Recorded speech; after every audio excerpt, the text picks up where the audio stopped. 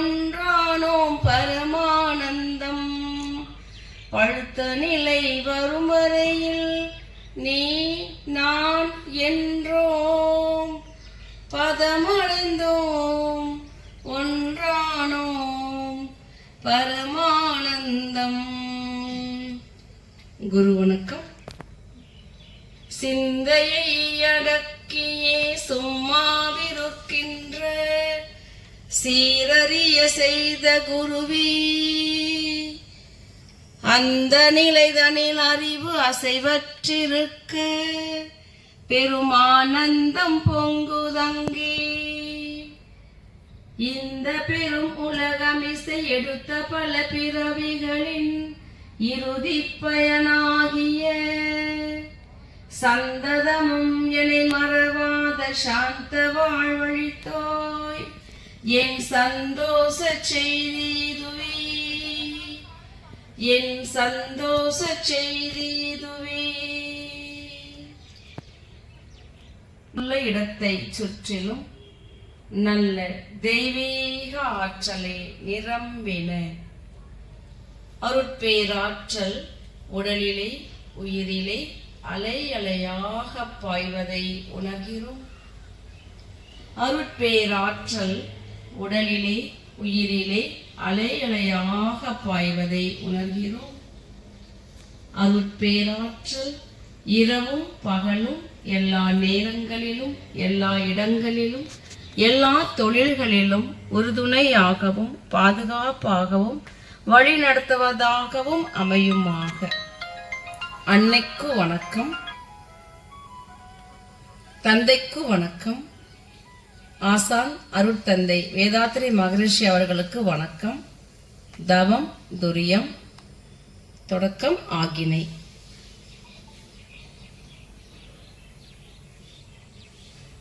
தவம் பயிலாத அன்பர்கள் எவரேனும் இருந்தால் அவர்கள் உங்களது மூச்சையே கவனிக்கலாம், அல்லது உங்களுக்கு பிடித்த தெய்வத்தை நீங்கள் நினைத்துக் கொள்ளலாம்.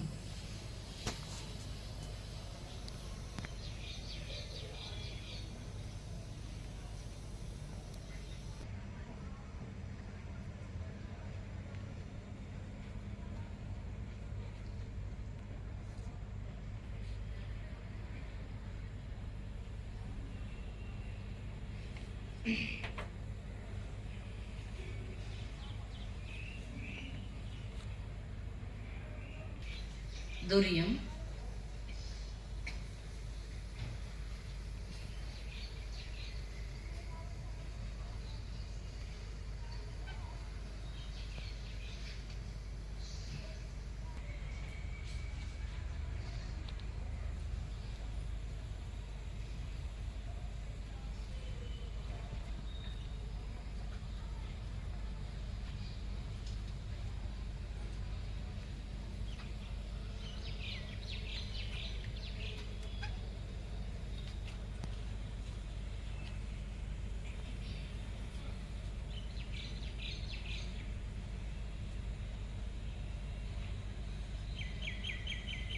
ஆற்றல் கருணையினால் உடல் நலம், நீலாயுள், நிறை செல்வம், உயர்வுகள், மெய்ஞானம் ஓங்கி வாழ்வோம். அருட்பேராற்றல் கருணையினால் உடல் நலம், நீலாயுள், நிறை செல்வம், உயர்வுகள், மெய்ஞானம் ஓங்கி வாழ்வோம். அருட்பேராற்றல் கருணையினால் உடல் நலம், நீலாயுள், நிறை செல்வம், உயர்வுகள், மெய்ஞானம் ஓங்கி வாழ்வோம். வாழ்க வளமுடன். நம் மனதில் அமைதி நிலவட்டும், நம்மை சுற்றிலும் அமைதி நிலவட்டும், உலகம் முழுவதும் அமைதி நிலவட்டும். அமைதி அமைதி அமைதி. இனிய குரலால் இறைவருளையும் குருவருளையும் இவ்வரங்கத்தில் நிறைத்து அனைவரது மன அலைச்சுழலையும் அமைதி நிலைக்கு கொண்டு வந்த அம்மா அவர்களுக்கு மனமார்ந்த நன்றிகள்.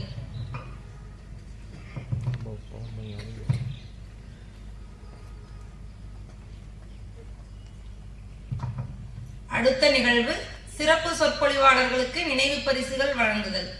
குடும்ப ஒற்றுமையும் குழந்தை வளர்ப்பும் என்ற தலைப்பில் சிறப்புரை ஆற்ற வருகை புரிந்திருக்கும் உலக சமுதாய சேவா சங்கத்தின் டிஜிட்டல் சொல்யூஷன் இயக்குனர் முதுநிலை பேராசிரியர் அருள்நிதி MK ஜானகிராமன் ஐயா அவர்களுக்கு நினைவு பரிசு வழங்க பெருந்துறை மனவளக்கலை மன்றம் அறக்கட்டளையின் அறங்காவலர் சி பெரியசாமி ஐயா அவர்களை அன்போடு அழைக்கிறோம்.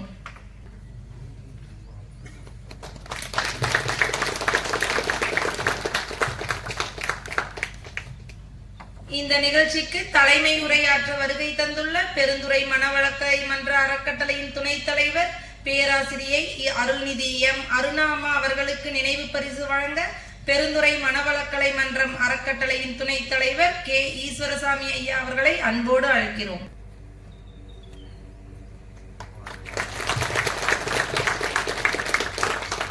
நினைவு பரிசுகளை பெற்றவர்களுக்கும் வழங்கியவர்களுக்கும் மிகுந்த நன்றிகள்.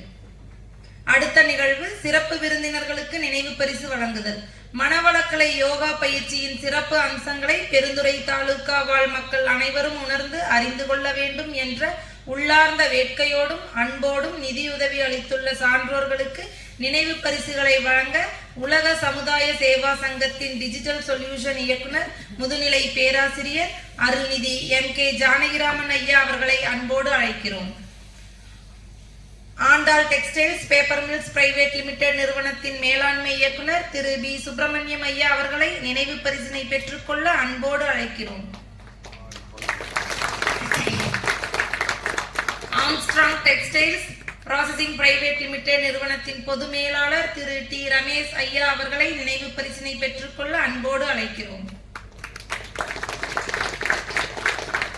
பெருந்துறை PCM மளிகை திரு M குமாரசாமி ஐயா அவர்களை நினைவு பரிசினை பெற்றுக்கொள்ள அன்போடு அழைக்கிறோம். ஸ்ரீ விநாயகா வாஸ்து ஆலோசக நிறுவனத்தின் மேலாண்மை இயக்குனர் ரோட்டரியன் B செல்வகுமார் ஐயா அவர்களை நினைவு பரிசினை பெற்றுக்கொள்ள அன்போடு அழைக்கிறோம்.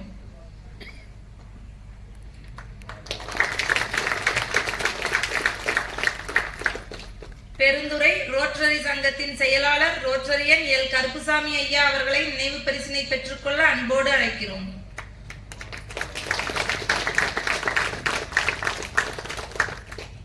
அடுத்த நிகழ்வு தன்னார்வ தொண்டர்களுக்கு நினைவு பரிசுகள் வழங்குதல். இந்த உலக அமைதி தின வார விழா சிறப்பாக நடைபெறுகிறது என்றால் இதற்கு பின்னால் நின்று உழைத்துள்ள தன்னார்வ தொண்டர்கள் தான் காரணம். தன்னார்வ தொண்டர்கள் இல்லையெனில் இந்த நிகழ்வு தடையின்றி நிகழ வாய்ப்பே இல்லை. அவர்களுக்கு நினைவு பரிசுகளை வழங்கி கௌரவப்படுத்துவதில் மிகுந்த மகிழ்ச்சி அடைகிறோம். திரு செந்தில்குமார் அவர்களுக்கு நினைவு பரிசினை வழங்க மதிப்பிற்குரிய ஆண்டாள் பேப்பர் மில்ஸ் நிறுவனத்தின் மேலாண்மை இயக்குனர் B சுப்பிரமணியம் ஐயா அவர்களை அன்போடு அழைக்கிறோம்.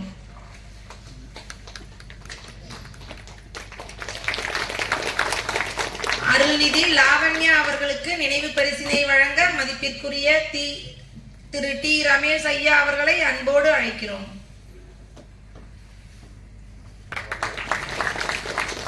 அருள்நிதி சுப்பிரமணியம் அவர்களுக்கு நினைவு பரிசினை வழங்க மதிப்பிற்குரிய திரு M குமாரசாமி ஐயா அவர்களை அன்போடு அழைக்கிறோம். அருள்நிதி சசிகலா அவர்களுக்கு நினைவு பரிசினை வழங்க மதிப்பிற்குரிய திரு B செல்வகுமார் அவர்களை அன்போடு அழைக்கிறோம். திருமதி ரம்யா அவர்களுக்கு நினைவு பரிசினை வழங்க மதிப்பிற்குரிய திரு L கருப்புசாமி ஐயா அவர்களை அன்போடு அழைக்கிறோம். திருமதி வனிதா அவர்களுக்கு நினைவு பரிசினை வழங்க மதிப்பிற்குரிய பெருந்துறை மனவளக்கலை மன்றம் அறக்கட்டளை துணைத் தலைவர் B துளசிமணி அம்மா அவர்களை அன்போடு அழைக்கிறோம். நினைவு பரிசுகளை பெற்றுக் கொண்டவர்களுக்கும் வழங்கியவர்களுக்கும் மிகுந்த நன்றிகளை தெரிவித்துக் கொள்கிறோம். அடுத்த நிகழ்வு தலைமை உரை.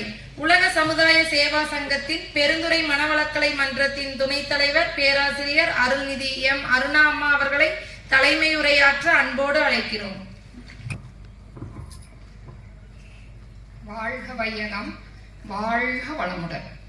இந்த மாலை நேரத்துல இங்க வீற்றிருக்கும் மேடையில் வீற்றிருக்கும் ஆன்றோர் பெரிய மக்களுக்கும் நம்மள எதிரில் இருக்கும் சிந்தனையாளர்கள் அனைவருக்கும் இருபால் அன்பர்களுக்கும் வருக வருக என்று முதல்ல நான் எல்லாத்தையும் வரவேற்கிறேன். எல்லாத்துக்கும் வாழ்க வையகம், வாழ்க வளமுடன். இப்போ நம்ம இன்னைக்கு இந்த அமைதி தின திருவிழாவை ரொம்ப சிறப்பாக நம்ம மகிழ்ச்சி ஏற்படுத்தி கொடுத்தது தான். இதை உலக நல அமைதின்னு சொல்லி நம்ம ஒரு நாள் பண்ணிட்டு இருந்தது இப்ப எல்லா மக்களுக்கும் சென்று சேரணும். எல்லாத்துக்கும் இன்னைக்கு காலகட்டத்துல எல்லாத்துக்கும் இது ரொம்ப தேவை, ரொம்ப அவசியம். இனி வர தலைமுறைக்கு, யங்கர் ஜெனரேஷன்ஸ்க்கெல்லாம் இது ரொம்ப முக்கியம் அப்படின்னு சொல்லி இது ரொம்ப ரொம்ப இங்க வந்து இப்ப இந்த மாதிரி திருவிழா மாதிரி நம்ம எல்லாம் சிறப்பா எத்தனையோ திருவிழாக்கள் இருக்கு. இது வந்து நம்ம ஆன்மீக திருவிழா கொண்டாடுறது வந்து மிகப்பெரிய சிறப்பு இல்லையா? நம்மளுக்கு வந்து நம்ம எல்லாருமே இது வந்து கத்துக்க வேண்டியது ஒன்று. மிகப்பெரிய தீர்க்கதரிசி நம்மளுடைய மகரிஷி அவர்கள் வந்து ஆரம்பத்துல இந்த ஆன்மீகத்தை வந்து எல்லாத்துக்கும் கத்துக் கொடுக்கும் போது எல்லாரும் ரொம்ப எளிதா எல்லாத்துக்கும் புரியுற மாதிரி எப்படி நம்ம வந்து செயல்படுத்தணும், ஒவ்வொரு இண்டிவிஜுவல் மனிதனுக்கும் இது வந்து மிக மிக அவசியம். எல்லாத்துக்கும் நம்ம எத்தனையோ காசு சம்பாதிக்கலாம், எப்படி வேணாலும் வாழ்ந்திருக்கலாம், ஆனா இது ஒரு ஒழுக்கம் ஒரு மனிதனுக்கு வேணும் அப்படின்னா அவன் வாழ்நாள் முழுவதும் இது வந்து மிக மிக அவசியம்.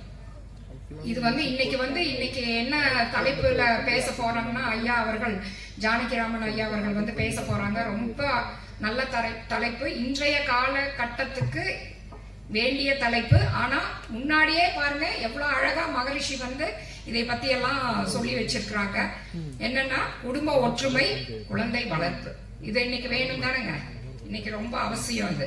அப்புறம் இன்னைக்கு நம்மளுக்கு கொடுத்துருக்கிற இந்த ஹெட்டிங்ஸ் எல்லாமே பாத்தீங்கன்னா இந்த 7 நாளுக்கும் எவ்வளவு அழகழகான தலைப்பா செலக்ட் பண்ணி இதெல்லாம் நம்மளுக்கு எவ்வளவு மனுஷனுக்கு வந்து எவ்வளவு நம்மளுக்கு வந்து தேவை, வாழ்க்கை வந்து நம்ம வழி நடத்துவதற்கு எவ்வளவு தேவை, முக்கியமானது அப்படின்னு சொல்லிட்டு தான் இப்ப வந்து குடும்ப ஒற்றுமை இன்னைக்கு எல்லாமே பாக்குறோம். அந்த வேர்டுக்கே அர்த்தமே இல்லாம போயிடுது. குடும்ப ஒற்றுமை அப்படிங்கிறதுக்கே அர்த்தமே இல்லாம போகுது. ஏன் யாரும் வந்து சகிச்சுக்கிறது இல்ல. ஒருத்தர் சொன்னா, வீட்டுல இருக்கிறவங்க சொன்னாவே நம்ம ஒத்துக்கிறது இல்ல. நம்ம எங்க போய் சொசைட்டில நம்ம வந்து அட்ஜஸ்ட் பண்ணி நம்ம வாழ்றது இல்லைங்களா?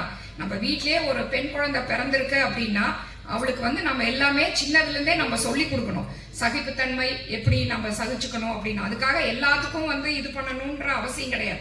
என்னென்ன தேவை அப்படின்னு சொல்லி. அப்புறம் விட்டு கொடுத்தல், என்னத்தை நம்ம விட்டு கொடுக்கணுமா இல்லையா? நம்ம சிறப்பா இருக்கணும்னா விட்டு கொடுக்கணும் இல்லைங்களா? அப்புறம் தியாகம் பண்றது, இந்த மாதிரி இதெல்லாம் வந்து என்னென்ன முக்கியம் அப்படிங்கிறதும். குழந்தை வளர்ப்பு இன்னைக்கு ரொம்ப ரொம்ப அவசியம். நிறைய பள்ளிகளுக்கு இது தேவையான ஒன்று. வீட்டுல இருக்கிற குழந்தைகளையும் நம்ம எப்படி வளர்த்தணும், குழந்தை வளர்ப்புல வந்து எவ்வளவு முக்கியமானதெல்லாம் இருக்கு. இன்னைக்கு காலகட்டத்துல வந்து குழந்தையை வளர்த்துறதுக்கே எல்லாரும் ஒரு பெரிய என்ன சொல்றது, அது ஒரு பெரிய ஒரு ஹெவி வெயிட்டா நினைச்சிட்டு இருக்காங்க. குழந்தை வேணும்னு நினைக்கிறாங்க. இல்லாதவங்க எத்தனை பேரு எங்கெங்க ஹாஸ்பிட்டல்ஸ்க்கு போறாங்க, அந்த மாதிரி எல்லாம் இருக்கிறாங்க. ஆனா இதையவே வந்து ஒரு லக்கேஜ் மாதிரி நினைச்சுக்கிறாங்க. குழந்தை வளர்ப்பே வந்து ஒரு லக்கேஜ் மாதிரி எல்லாரும் நினைச்சுக்கிறாங்க. அவங்களுக்கும் இந்த காலகட்டத்துல இதெல்லாம் மிக மிக அவசியம். இதை வந்து நம்மளுடைய மகரிஷி ரொம்ப அழகா வந்து பெண்ணின் பெருமைக்கும் பெண்ணின் விடுதலைக்கும் அன்னைக்கே எல்லா காலகட்டத்துக்கும் எல்லா வயதினருக்கும் தேவையானதை எல்லாம் நம்மளுக்கு வந்து எடுத்து சொல்லி இருக்கிறாரு. இந்த ஆன்மீக பயணத்துல எல்லாருமே கலந்துக்கணும். வராதவங்க எல்லாருமே வந்து இதை கத்துக்கணும். டைம் இல்ல, எனக்கு அது இல்லை இது இல்லைன்னு சொல்றதை விட இருக்கிற டைமை வந்து நம்ம நல்லா பயன்படுத்தி நம்மளுடைய வாழ்க்கையை அடுத்த கட்டத்துக்கு நல்லா மேன்மைப்படுத்துறதுக்கு. இப்ப நம்மளுக்கே தெரியும் எத்தனையோ வெளியில உலகத்துல வந்து எத்தனை நம்ம போராட வேண்டியதா இருக்குது. நம்ம ஊர்ல இப்படின்னா நாட்டுல எத்தனை இருக்குது. எல்லாம் வந்து அதையெல்லாம் நம்ம வந்து எவ்வளவு அழகா ஹேண்டில் பண்ணணும் அப்படின்னு சொல்லி நம்ம மகரிஷி ரொம்ப அழகா வந்து நம்மளுக்கு இந்த பெண்ணுடைய பெருமை, குழந்தை வளர்ப்பு, இதெல்லாம் வந்து நம்ம எப்படி எல்லாருமே ஜாதி மதம் இனம்க்கு அப்பாற்பட்டது. நம்ம மகரிஷி வந்து இவங்கதான் வந்து சேரணும், இவங்கதான் எல்லாம் கிடையவே கிடையாது. எல்லாமே வந்து ஜாதி மதத்துக்கு அப்பாற்பட்டதுதான். அதனால இந்த வாழ்க்கை கல்வி இது நல்லா வந்து நம்மளுக்கு படிக்கிற மாதிரியே தான். எல்லாம் சும்மா சொற்பொழிவு ஆற்றிட்டு போறது மாதிரி இல்லை. நம்மளோட மகரிஷி அன்னைக்கே வந்து எழுத்து வடிவத்துல எல்லாருமே கத்துக்கணும், எல்லாருமே பாடம் நம்ம எப்படி ஸ்கூல்ல படிக்கிறோமோ அதே மாதிரி தான் இதையும் வந்து நம்ம கத்துக்கணும். எல்லாரும் வந்து வாழ்க்கையில நல்லபடியா பயன்பெறணும். எல்லாரும் இங்க வந்து கத்துக்கணும். வாழ்க வையகம், வாழ்க வளமுடன்.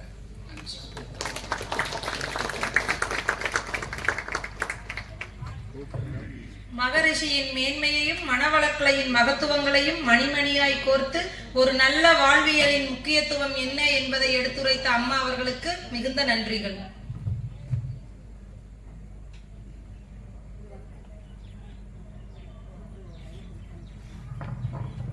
இந்த அரங்கத்திலே அமர்ந்திருக்கும் அறிஞர் பெருமக்களுடைய அன்பான கவனத்திற்கு தற்போது நடைபெற்றுக் கொண்டிருக்கும் உலக அமைதி தின வார விழா நிகழ்ச்சிகள் அனைத்தும் முழுக்க பொதுமக்களிடமிருந்து பெற்ற நன்கொடை மூலமே நடைபெறுகிறது. இந்த புனிதமான நிகழ்வுகளுக்கு நன்கொடை அளிக்க விரும்புபவர்கள் அரங்கத்திற்கு வெளியே அமர்ந்திருக்கும் மனவளக்கலை அன்பரிடம் நன்கொடை வழங்கி ரசீது பெற்றுக் கொள்ள வேண்டுமாறு கேட்டுக்கொள்கிறோம். பெருந்துறை மனவளக்கலை மன்றத்தில் மனவளக்கலை யோகா 12 நாள் அடிப்படை பயிற்சி கற்றுக்கொள்வதற்கான கட்டணம் ரூபாய் 1500 உள்ளது. உலக அமைதி தின வார விழாவை முன்னிட்டு கருணை மிகுந்த நன்கொடையாளர்களின் உதவியுடன் வரும் 12/1/2026 திங்கட்கிழமை முதல் ஆரம்பமாகும் அடிப்படை பயிற்சி பொதுமக்களுக்கு இலவசமாக கற்றுத்தரப்படும் எனும் மகிழ்வான செய்தியை தெரிவித்துக் கொள்கிறோம். மனவளக்கலை யோக பயிற்சி பெறாத அன்பர்கள் இந்த வாய்ப்பினை பயன்படுத்திக் கொள்ள வேண்டுமாய் கேட்டுக்கொள்கிறோம். இலவச பயிற்சி பெற விரும்புவோர் அரங்கத்திற்கு வெளியே அமர்ந்திருக்கும் மனவளக்கலை அன்பரிடம் தங்களது பெயரினை முன்பதிவு செய்து கொள்ளுமாறு கேட்டுக்கொள்கிறோம். இலவச பயிற்சிக்கான முன்பதிவு மிக மிக அவசியம் என்பதை அன்போடு உங்களுக்கு வலியுறுத்துகிறோம். அருட்தந்தை வேதாத்திரி மகரிஷி அவர்கள் எழுதிய புத்தகங்கள் விற்பனைக்காக அரங்கத்திற்கு வெளியே வைக்கப்பட்டுள்ளது. விரும்புவோர் வாங்கிக் கொள்ளுமாறு கேட்டுக்கொள்கிறோம். அடுத்த நிகழ்வு இன்றைய நிகழ்ச்சியின் சிறப்பு சொற்பொழிவு குடும்ப ஒற்றுமையும் குழந்தை வளர்ப்பும் எனும் தலைப்பில் சிறப்புரையாற்ற இருப்பவர் உலக சமுதாய சேவா சங்கத்தின் டிஜிட்டல் சொல்யூஷன் இயக்குனர் முதுநிலை பேராசிரியர் அருள்நிதி MK ஜானகிராமன் ஐயா அவர்கள். அவரை பற்றி சிறு குறிப்பு. முதுநிலை பேராசிரியர் அருள்நிதி MK ஜானகிராமன் ஐயா அவர்கள் உலக சமுதாய சேவா சங்கத்தின் டிஜிட்டல் சொல்யூஷன் பிரிவில் இயக்குனராகவும் உளவியல் நிபுணராகவும் பணியாற்றி வருகிறார். சென்னையில் உள்ள family chemistry foundation of India என்ற அமைப்பில் உளவியல் நிபுணராகவும் ஃபேமிலி கவுன்சிலராகவும் பணியாற்றி வருகிறார். சென்னையில் உள்ள அரவிந்த் கண் மருத்துவமனையில் உளவியல் நிபுணராக பணிபுரிந்து வருகிறார். உலக சமுதாய சேவா சங்கத்தினால் அறியப்பட்ட 200க்கும் மேற்பட்ட கிராமங்களுக்கு சென்று அங்குள்ள கிராம மக்களுக்கு கவுன்சிலிங் மற்றும் மோட்டிவேஷன் உரை நிகழ்த்தியுள்ளார். எண்ணற்ற அரசு மற்றும் தனியார் பள்ளி கல்லூரிகளுக்கு சென்று மாணவர்களுக்கு வாழ்க்கையில் சாதனை படைத்திட உந்து சக்தியை ஏற்படுத்தி தந்துள்ளார். எண்ணற்ற குடும்பத்தினர்களும் மற்றும் தனி மனிதர்களும் மன அழுத்தத்திலிருந்து விடுபட்டு அவர்கள் நல்வாழ்விற்கு திரும்ப வழிகாட்டியாக இருந்து வருகிறார். திருச்செந்தூர் ஆதித்தனார் கல்லூரியில் BBA பட்டம் பெற்ற இவர் மதுரை காமராஜர் பல்கலைக்கழகத்தில் MBA பட்டமும் அண்ணாமலை பல்கலைக்கழகத்தில் MSc அப்ளைடு சைக்காலஜி பட்டமும் பெற்றுள்ளார். சென்னையில் உள்ள கவுன்சிலர்ஸ் ஃபவுண்டேஷன் என்ற அமைப்பில் திருமணம், குடும்பம், குழந்தைகள் இவர்களுக்கு மேம்பட்ட கவுன்சிலிங் கோர்ஸ் நடத்தி வருகிறார். விளையாட்டு பல்கலைக்கழகத்தில் யோகமும் மனித மாண்பும் எனும் ஆன்மீக கல்வியில் MSc பட்டம் பெற்றுள்ளார். இத்தகைய சிறப்பு வாய்ந்த ஆன்மீக சிந்தனையாளரும் சமூக முன்னேற்றத்திற்காக தன்னை அர்ப்பணித்துக் கொண்டு வாழ்கின்ற ஐயா அவர்களை குடும்ப ஒற்றுமையும் குழந்தை வளர்ப்பும் எனும் தலைப்பில் உரையாற்ற அன்போடு அழைக்கிறோம்.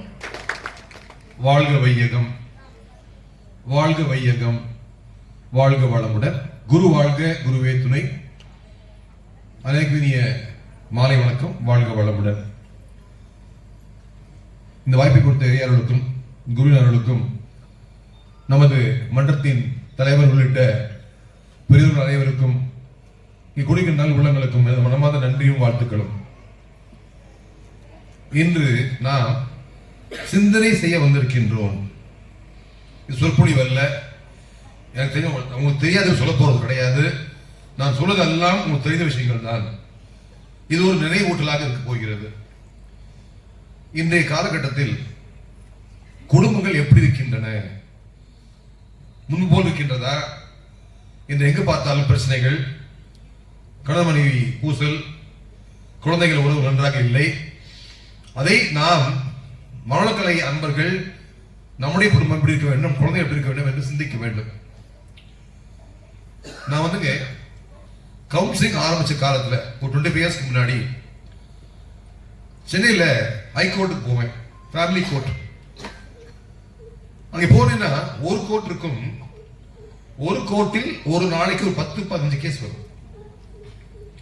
அதே கோர்ட்டுக்கு இன்னைக்கு போறேன், மொத்தம் 7 கோர்ட் இருக்கு. ஒவ்வொரு கோர்ட்லயும் ஒரு நாளைக்கு 100-150 கேஸ் வருது. அப்ப ஒரு நாளைக்கு 1000 பேர் வராங்க. அந்த கியூ யார் நிக்கிறா? 20 வயசு குழந்தைகள், 30 வயசு, 40 வயசு, 50 வயசு, 70 வயசு, 80 வயசு நிக்கிறாங்க. சிந்தித்து பாருங்கள். திருமணத்துக்கு முன்பு அந்த குழந்தை மனதை எப்படி இருக்கும்? நான் திருமணம் செய்ய போகின்றேன், நல்ல ஒரு துணைவர் வர போகிறார், நான் மகிழ்ச்சியாக வாழப் போகின்றேன், வாழ்க்கையில் சந்தோஷமா இருக்க போகின்றேன். அந்த எண்ணம் அந்த குழந்தைகள் இருக்கும் பொழுது அந்த மன வேதனை. நம்முடைய குழந்தைகள் நாம் அப்படி ஆகக்கூடாது. நாம் அனைவரும் மகரிஷியின் குழந்தைகள். உன்னதமான ஒரு மகன் கிடைத்திருக்கின்றார், அவர் வழி நடந்தால் போதும், எதுவுமே தேவையில்லை. சரி, குடும்பம் என்றால் என்ன? குடும்ப ஒற்றுமையும் குழந்தை வளர்ப்பும். குடும்பம் என்றால் என்ன? கணவன் மனைவி குழந்தைகள் சொல்றீங்க, அந்த வார்த்தைக்கு என்ன அர்த்தம் என்று பார்க்கும் பொழுது, குடும்பம் என்றால் குடு இன்பம். எங்கே இன்பம் கொடுக்கப்பட்டிருக்கின்றதோ அதான் குடும்பம். குடு சொல்லுவாங்கல்ல, கிவ் அண்ட் டேக். குடும்பத்துக்கு கிவ் அண்ட் டேக் கிடையாது. குடும்பத்துல give give give give, maybe you take. கொடுத்துட்டே இருங்க, வரலாம். ஆனா நேரத்தை ஒண்ணா கொடுத்தே நீங்க ஒண்ணு வேணும் அப்படிலாம் கிடையாது. அது வந்து வரவு செலவு கிடையாது, தொழில் கிடையாது, அது பிசினஸ் கிடையாது. அப்ப எங்கே இன்பம் கொடுக்கப்பட்டு கொண்டிருக்கின்றதோ அளவு இல்லாமல் அதுவும் அருமையான குடும்பம். இன்று காலகட்டம் பார்க்கும் பொழுது பல பிரச்சனைகள் நாம் பார்க்கின்றோம். இந்த உலகத்திலே பாத்தீங்கன்னா எந்த உறவு முக்கியமான உறவு? சரி, ஒரு கேள்வி கேட்கலாம். இந்த உலகத்திலேயே என்ன கஷ்டப்படுறீங்க? எல்லாருமே வேலைக்கு போறீங்க, இல்லத்தரசிகள் இருக்கீங்க, குழந்தைங்க படிக்க போறாங்க. எதற்காக? அனைத்தும் நம்முடைய வாழ்க்கையின் நோக்கம் என்ன என்று பார்க்கும் பொழுது ஒன்றே ஒன்றுதான், மகிழ்ச்சியாக இருக்க வேண்டும். மகிழ்ச்சியை கொடுப்பதோ கெடுப்பதோ மூன்றே தான். இந்த உலகத்துல நாலாவது கிடையாதுங்க. உங்களுடைய மகிழ்ச்சியை கொடுப்பது, தக்க வைத்துக் கொள்வது, கெடுப்பது மூன்றே மூன்றாம். ஒன்று ஆரோக்கியம், இரண்டாவது பொருளாதாரம், மூன்றாவது உறவுகள். நல்லது இருக்கா? கிடையாது. ஆரோக்கியம், மகிழ்ச்சி, அவருடைய பணங்களை பரிசு எல்லாம் பண்ணாலே ஆரோக்கியமாக இருக்க முடியும். பணம் ஒரு பொருள் அல்ல என்று பொருளாதாரம் தேவையற்ற பொருள், தேவையான பொருள் நிறைய இருக்கின்றது. ஆனால் அந்த உறவுகள் நன்றாக இருக்கின்றதா? இன்று உலகத்தை பார்த்தீங்கன்னா பண பிரச்சனையே கிடையாது. இன்னைக்கு நாங்கள் சிறுபிள்ளையா இருக்கும் பொழுது தினம் இரவில் பிச்சைக்காரங்க வருவாங்க. அம்மா தாயே எங்கேயா பார்க்க முடியுதா? இன்னைக்கு உணவு பிரச்சனை கிடையாது, அடிப்படை பிரச்சனை, முக்கிய பிரச்சனை இல்லை இன்னைக்கு. அப்போ ஆரோக்கியம் தேங்க்ஸ் டு மகரிஷி ப்ராப்ளம் கிடையாது. பொருளாதாரம் பெருகி விட்டு பிரச்சனை இல்லை. பிரச்சனை எங்க இருக்கு? உறவுகள் தான் பிரச்சனையா இருக்கு. சரி, அந்த உறவுகளிலேயே உன்னதமான உறவு எது? உண்மை உறவு கண்ண மனைவி, அப்புறம் தாய் தந்தை குழந்தைகள். உறவுகளிலேயே உன்னதமான உறவு தாய் தந்தை உறவு. கல்யாணம் பண்ற வரைக்கும், கல்யாணத்துக்கு பிறகு முக்கியமான உறவு கணவன் மனைவி உறவு. ஏன் அப்படின்னா இந்த ஒரு உறவு தான் கடைசிக்கு வரப்போகுது. அப்பா முக்கியம் சொல்லல, அப்பா அம்மா தாண்டி நம்ம வாழணும். குடும்பம் கல்யாணம் முடிச்சு போயிருவாங்க, உறவுகள் நட்புகள் போயிருவாங்க, நாளைக்கு பிள்ளைங்க கல்யாணம் முடிச்சு போயிருவாங்க. தடவை யார் முகத்தை பார்க்கணும்? வேற வழியே இல்லை. அந்த கணவன் மனைவி முகத்தை பார்க்கணும். உறவு நல்லா வச்சிருக்கோமா நம்ம? அதை ஏன் கேட்குறீங்க? அப்படிங்கிறீங்களா? சரி, இன்று அந்த உறவை எப்படி வைத்துக் கொள்வது? நான் வந்துங்க ஒரு 20 பேர் கவுன்சிலிங் பண்ணிருக்கேன், ஆயிரம் குடும்பத்தை பார்த்திருக்கேன், பலவிதமான பிரச்சனைகளை பார்க்கின்றேன், குழந்தைகள் பார்க்கின்றேன், பிரச்சனைகள் பார்க்கின்றேன், கணவனை பிரச்சனைகளை பார்க்கின்றேன். இன்று காலங்கள் மிகவும் மோசமாக இருக்கின்றது. சரி, நான் என்ன செய்யலாம்? என்ன செய்தால் உறவு நன்றாக இருக்கும்? இப்போ அம்மா உங்க பேர் நம்ம வனிதா, உட்காந்து வனிதா உட்கார்ந்து இருக்காங்க. சரியா? நான் பக்கத்துல போறேன், தெரியாம காலை மிதிச்சிட்டேன். என்ன சொல்லுவேன்? சாரி சொல்லுவேன். இப்ப இங்க என் மனைவி பார்த்துக்க வச்சுக்கோங்களேன், தெரியாம காலை மிதிச்சிட்டேன். என்ன சொல்லுவேன்?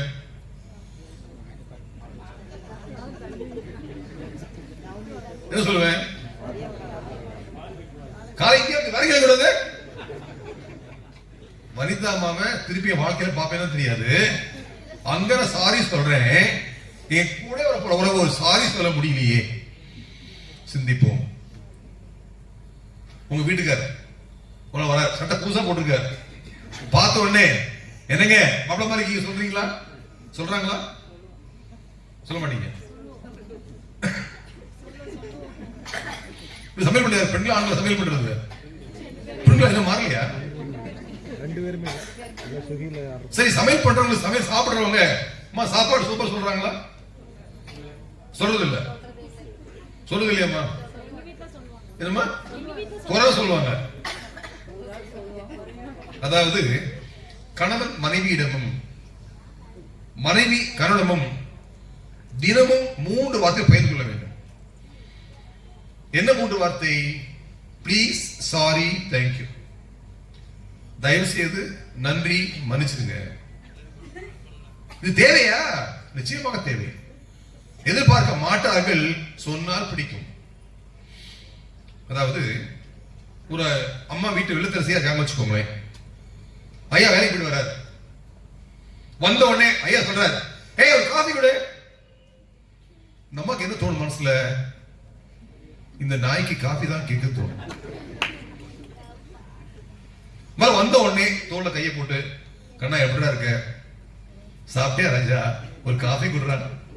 காஃபி எப்படி இருக்கும்? அருமையா இருக்கும். ஆனா சொல்றோமா, செய்யறோமா? சிந்திப்போம். இப்போ ஒரு சின்ன கற்பனை பண்ணி பார்க்கலாமா? உங்க யாரும் கல்யாணமே ஆகலையா? அப்பாடா, சந்தோஷமா இருக்குல்ல? ஒரு கற்பனை செய்து பார்த்தோம், சரிங்களா? உங்களுக்கு யாருக்கும் திருமணம் நடக்காத ஒரு பருவம். வீட்டுல சொல்றாங்க மாப்பிள்ளை பார்க்கணும், பொண்ணு பார்க்கணும். அப்படியே வலை வீசி தேடுறாங்க. ஊரே கூடி பார்க்க, பல இடத்துல பார்க்கறாங்க. கண்டுபிடிச்சிட்டாங்க, இவர்தான் கணவர், இவர்தான் மனைவி, கண்டுபிடிச்சாச்சு.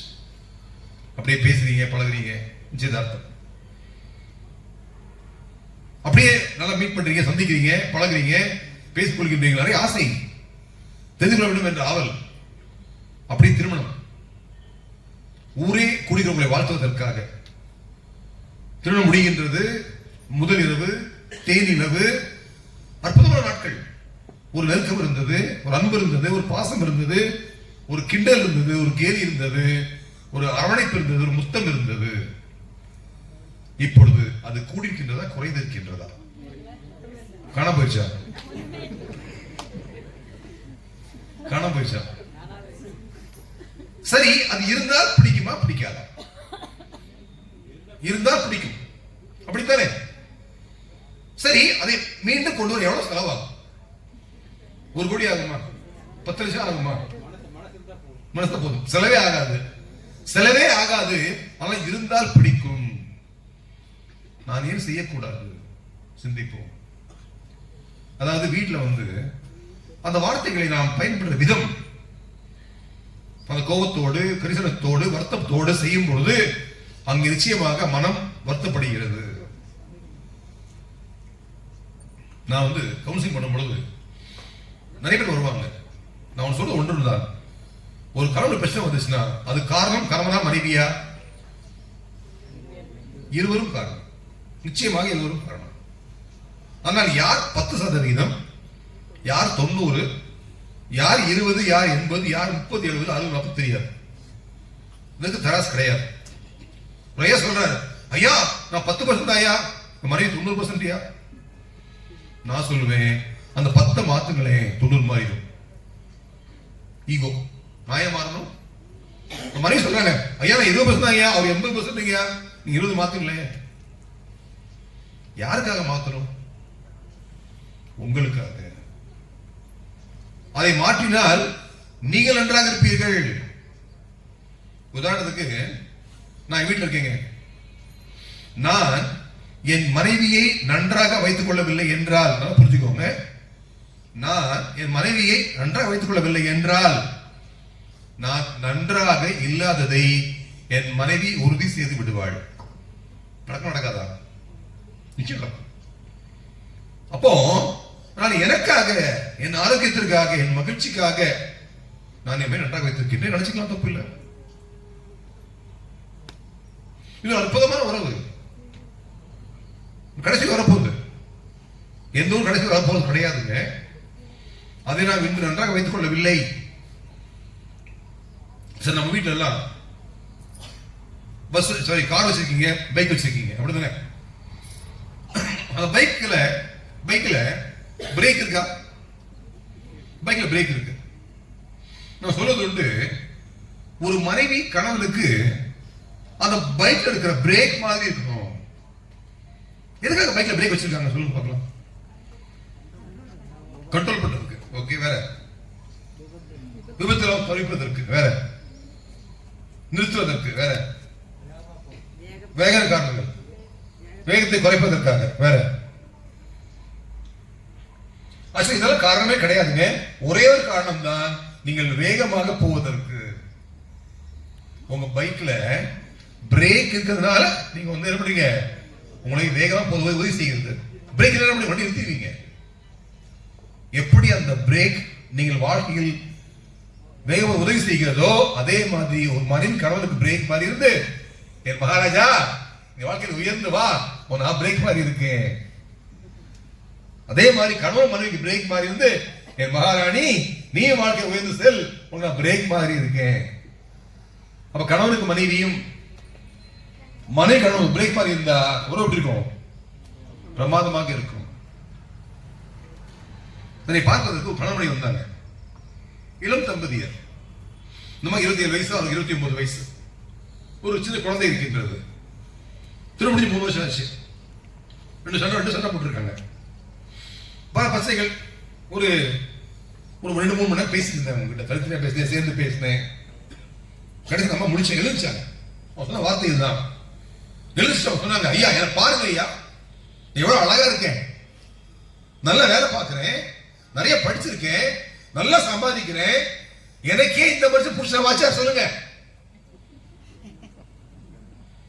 சொல்றது யோசிச்சேன். அம்மா உட்காருங்கம்மா, இந்த மனிதர் உங்கள் கணவனாக வந்தது உங்களுடைய கர்ம வினையின் பயன். தீதும் நன்றும் பேர் தர வாரா.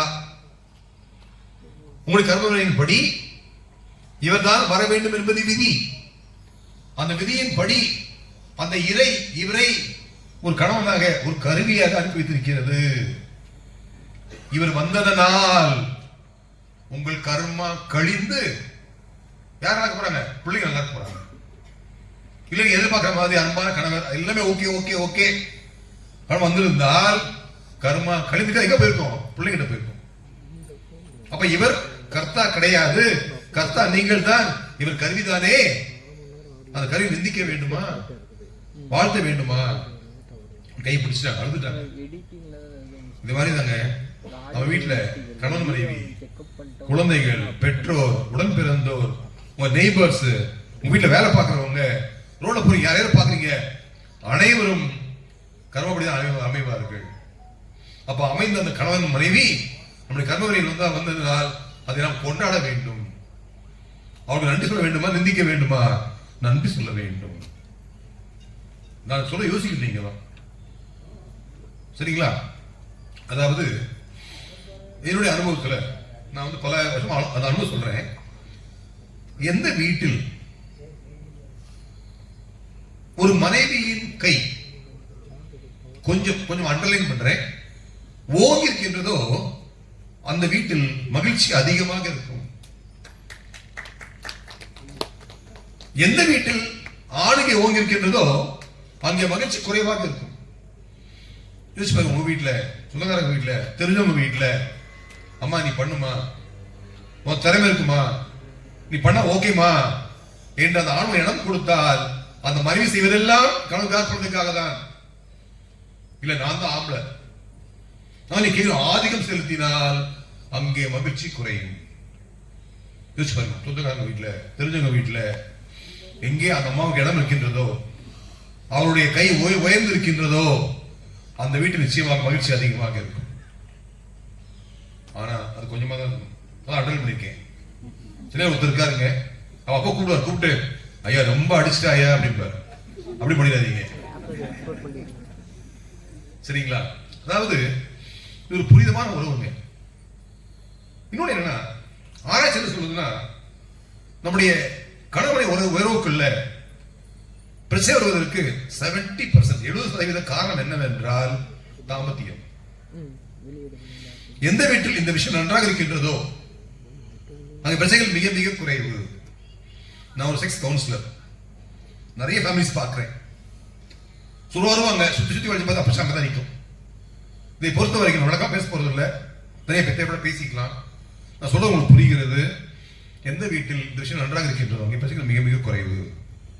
இதை பொறுத்த வரைக்கும் ஆண் வேறு பெண் வேறு, உடல் அமைப்புகள் வேறு, தேவைகள் வேறு, ஆசைகள் வேறு, அனுபவங்கள் வேறு, எதிர்பார்ப்புகள் வேறு. நான் நன்றாக வைத்திருக்கின்றேனா, நான் திருப்தியாக வைத்திருக்கின்றேனா? அங்கே தவறு இருந்தால், பிரச்சனைகள் இருந்தால் உட்கார்ந்து பேசுங்க, நிச்சயமாக அங்கே மாற்றம் வரும். இன்றைய காலகட்டத்தில் பாத்தீங்கன்னா கணவன் உறவுகள் மிக மோசமாக இருக்கின்றது. ஒரு சண்டை வந்துச்சுன்னா, ஒரு வீட்டுல கணவன் சண்டை வந்துச்சுன்னா அதிகம் பாதிக்கப்படும் கணவனா மனைவியா? யாருங்க பாதிக்கப்படுவா அதிகமாக? யார்? கணவனா மனைவியா? மனைவி. கணவனா மனைவியா? பட்டிமன்றம் வச்சிடலாமா? இருவரும் பாதிக்கப்படுவார்கள். அதிகம் பாதிக்கப்படுவது குழந்தைகள். குழந்தைகள் உங்க வீட்டில் முக்கியமான அங்கம். ஒரு காலத்துல நம்மளாம் கூட்டு இருந்தோம், அந்த வாழ்க்கை வேறு. தனித்தையாக இருக்கின்றோம். இந்த காலகட்டத்தில் குழந்தைகள் நன்றாக இருக்க வேண்டும் என்றால் அந்த கணவன் மனைவி உறவு நன்றாக இருக்க வேண்டும். உறவு நன்றாக இல்லை என்றால் நிச்சயமாக அங்கே பாதிப்பு வரதான் செய்யும். அதை ஒன்றும் செய்ய முடியாது. சரி, அந்த குழந்தை எப்படி வளர்க்க வேண்டும்? ஒரு குழந்தை வளர்ப்பு பார்க்கும் பொழுது அது மூன்றா பிரிக்கிறோம். Prenatal, natal, post natal. குழந்தை பிறப்பதற்கு முன், குழந்தை பிறக்கின்ற தருணம், குழந்தை பிறந்த பிறகு. இந்த மூன்றாக பிரிக்கும் பொழுது அங்கே ஒவ்வொரு நேர நிலைகளிலும் குழந்தை நன்றாக வளர வேண்டும். ஒரு குழந்தை தாயின் வயிற்றில் எத்தனை மாசம் இருப்பாங்க? சுமாரா 10 மாசம். அப்படித்தானே? 10 மாதம் தானே ஒரு குழந்தை தாயின் வயிற்றில். ஏன் நம்மள பர்த்டே மட்டும் 12 months கொண்டாடுறோம்? அப்புறம் எவ்ரி 12 months 10 months பர்த்டே கொண்டாடணும்ல? 10 மாசம் பர்த்டே கொண்டாடணும்ல? ஏன் 12 மாசம் கொண்டாடுறீங்க? எனக்கு கேலண்டர்ல வரலையா? சீக்கிரம் வயசாயிருமா? என்ன காரணம்? டேட் கேலண்டர் வர மாட்டேங்குது. இப்ப கேலண்டர் மாத்திடலாமா? என்ன காரணம் யோசிச்சு பார்த்திருக்கீங்களா நீங்க? அந்த குழந்தை கன்சீவ் ஆகி இப்படி வந்து மேக்ஸிமம் 10 மாசம் தானே. அப்பயே நம்ம 12 months பர்த்டே கொண்டாடுறோம். அதுக்கு என்ன காரணம்? என்ன, அந்த குழந்தை தாயின் வயிற்றில் 10 மாதம், தந்தை உடம்பில் 2 மாதம். ஆணும் பெண்ணும் சேரும் பொழுது விந்து உற்பத்தியாவது கிடையாது. ஒரு ஆண் உடம்பில் விந்து உற்பத்தியாக கொண்டே இருக்கும் ஒவ்வொரு நாளும். அந்த விந்தானது முழுமை அடைவதற்கு, ஃபுல் மெச்சூரிட்டி வருவதற்கு 64 நாட்கள் ஆகும். அந்த 60 நாள் முடிந்த பிறகுதான் உள்ளே சென்று அந்த விந்துவை, அந்த முட்டையை துளைத்து ஒரு கருவாக மாறக்கூடிய வாய்ப்பு இருக்கிறது. அப்போ அந்த உறவு எப்படி இருக்க வேண்டும்?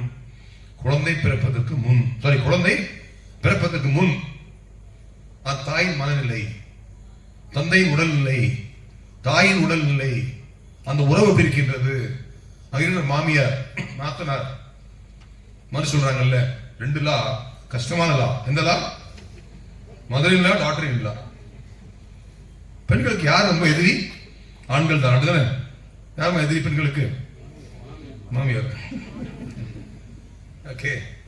அதான் நம்ம என்ன செய்யலாம்? பாத்தீங்க அப்படின்னா இந்த உறவை அவ்வளவு முக்கியமான உறவு.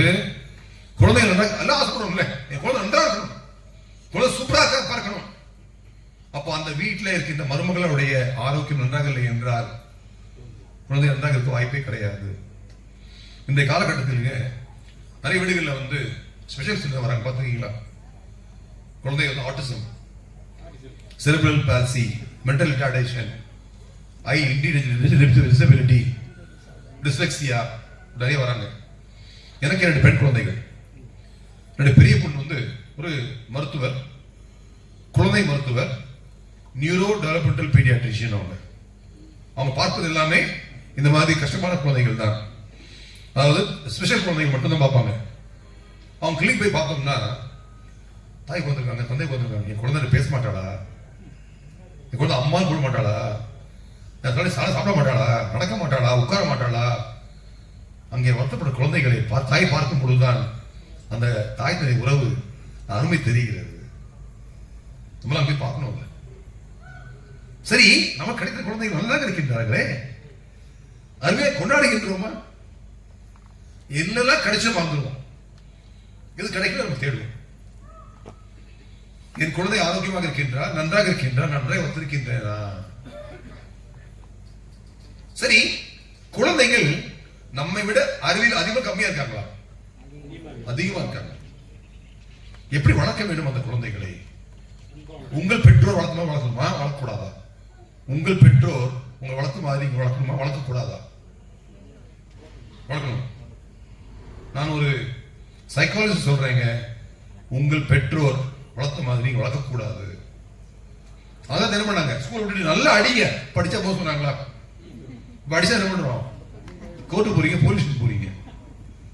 நான் சொல்லுகின்றேன், தயவு செய்து உங்கள் குழந்தைகளை எந்த வயதிலும், எந்த காரணத்துக்காகவும், எந்த சூழ்நிலையிலும் நீங்கள் அடிக்கவோ திட்டவோ கூடாது. குழந்தைகளை அன்பு பாராட்ட வேண்டும். அன்பால் மட்டும் விடுத்த முடியும், வேற வழி கிடையாது. வழி கிடையாது. எங்க அப்பா அடிச்சாங்களே, தாத்தா அடிச்சாங்களே, அப்பொழுது கூட்டு குடும்பமாக இருந்தது. அப்பா அடிச்சு சித்தப்பா, சித்தப்பா அடிச்ச பெரியப்பா, அத்தை, மாமி, 10 பேர் வீட்டுல இருந்தாங்க. இப்ப அப்பா அடிச்சா அம்மா, அம்மா அடிச்சு எங்க போவாங்க? குழந்தைகளை அரவணையுங்கள், கட்டிப்பிடியுங்கள், முத்தமிடுங்கள், குழந்தைகளை தொட்டு பேசுங்கள். குழந்தைகள் மிக மிக முக்கியம் நம்ம வீட்டுல. எதனால செய்ய ரெடியா இருக்கின்றோமே, அன்பு மட்டும் கொடுங்க, வேற எதுவும் வேண்டாம். அதாவது குழந்தையை 3ஆக பிரிக்கும் பொழுது, பிறகு 3ஆக பிரிக்கும் பொழுது, குழந்தை பிறப்பதற்கு முன், குழந்தை பிறக்கின்ற தருணம், குழந்தை பிறகு முன் ஆரோக்கியம் நன்றாக இருக்க வேண்டும், உறவு நன்றாக இருக்க வேண்டும், தாய் போற்றப்பட வேண்டும், தாய் சந்தோஷமா இருக்கணும். குழந்தை பிறக்கின்ற தருணம், நன்றாக பிறந்தார்களா, ஆரோக்கியமாக வெளியே வந்தார்களா, நன்றாக அழுதார்களா, அந்த குழந்தைய சி செக்ஷனா, நார்மல் டெலிவரியா, வந்தோடனே இன்குபேஷன் தேவைப்பட்டுச்சா, நன்றாக வெளியே சப்பி பால் குடித்தாங்களா, பால் குடிக்கலையா, அந்த குழந்தை வந்த உடனே நல்ல ஆரோக்கியமாக இருந்தார்களா, அவங்களுடைய வளர்ச்சி நன்றாக நன்றாக இருந்ததா? இது அனைத்தும் குழந்தையின் வளர்ச்சிக்கு உதவியாக இருக்கும். குழந்தை பிறந்த பிறகு தாயின் மனநிலை, டயபெட்டிக் ப்ராப்ளம் இருந்துச்சா, சுகர் ப்ராப்ளம் இருந்துச்சா, வேற ஏதாவது ப்ராப்ளம் இருந்துச்சா, இது மாதிரி பல விஷயங்கள் நம்ம குழந்தையை பாதிக்கும். எல்லாத்துக்கும் ஆணி என்னவென்றால், அஸ்திவாரம் என்னவென்றால், அந்த கணவன் மனைவி உறவு. எந்த பிரச்சனை சரி பண்ணிடுவோம், உறவு வளர்ச்சிக்கோங்க, சூப்பராகிடுவாங்க. இப்போ எப்படி குழந்தையை வளர்க்க வேண்டும் என்று பார்க்கும் பொழுது, குழந்தைக்கு பிடிக்காத 2 விஷயங்கள். ஒன்று, நுணுக்கமாக கவனிப்பது, மைக்ரோ மேனேஜ்மெண்ட். எங்க போன, யார்கிட்ட பேசின, என்ன பேசின, பிடிக்காது. நம்மளுக்கு பிடிக்குமா? உங்க வீட்டுக்காரர் மனைவி உங்ககிட்ட எங்கேயா போன, நீ யார்கிட்ட என்ன பேசின, பிடிக்காது இல்ல, பிள்ளைங்களுக்கு பிடிக்காது. தயவு செய்து குழந்தைகளை நுணுக்கமா கவனிக்காதீங்க. அப்ப என்ன பண்ணணும், குழந்தை உட்கார வைங்க, உங்க கூட உட்கார வைங்க. நல்ல மூட்ல இருக்கும் பொழுது தாய், தந்தை, 2 3 குழந்தைகள் ஒண்ணா உட்காருங்க. உட்கார்ந்து சொல்லுங்க, கண்ணா நீங்க நல்ல பிள்ளையா இருக்கீங்க, தினமும் நீங்கள் 8 மணிக்கு வீட்டுக்கு வந்துடணும், 6 மணிக்கு வந்துடணும், தேவையை பொறுத்து. 1. 2வது, நன்றாக படிக்க வேண்டும். 3வது, நீங்கள் ஒழுக்கமான குழந்தையாக இருக்க வேண்டும். எங்கே நீங்கள் சொல்லி புரிந்து கொண்டார்களோ தவறு செய்ய மாட்டார்கள். யார் தவறு செய்ய மாட்டாங்கன்னா, குழந்தை நினைக்கணும், என் தாய் என் தந்தை நம்புறாங்க. நம்பிக்கை ஏற்படுத்துங்கள். நம்பிக்கைப்படுத்தப்படும் பொழுது அங்கே தவறு நடக்காது. சில வீட்டில் பார்க்கிறேன், ஸ்கூல் பேக் கொண்டு வாங்க, பேக்ல இருக்கா, கொஞ்சம் தெரிஞ்சு போச்சு, அம்மா என்ன நம்பவில்லை, சந்தேகப்படுறாங்க. இது போன்ற குழந்தைகள் தவறு செய்வார்கள், உங்களால் கண்டுபிடிக்க முடியாது.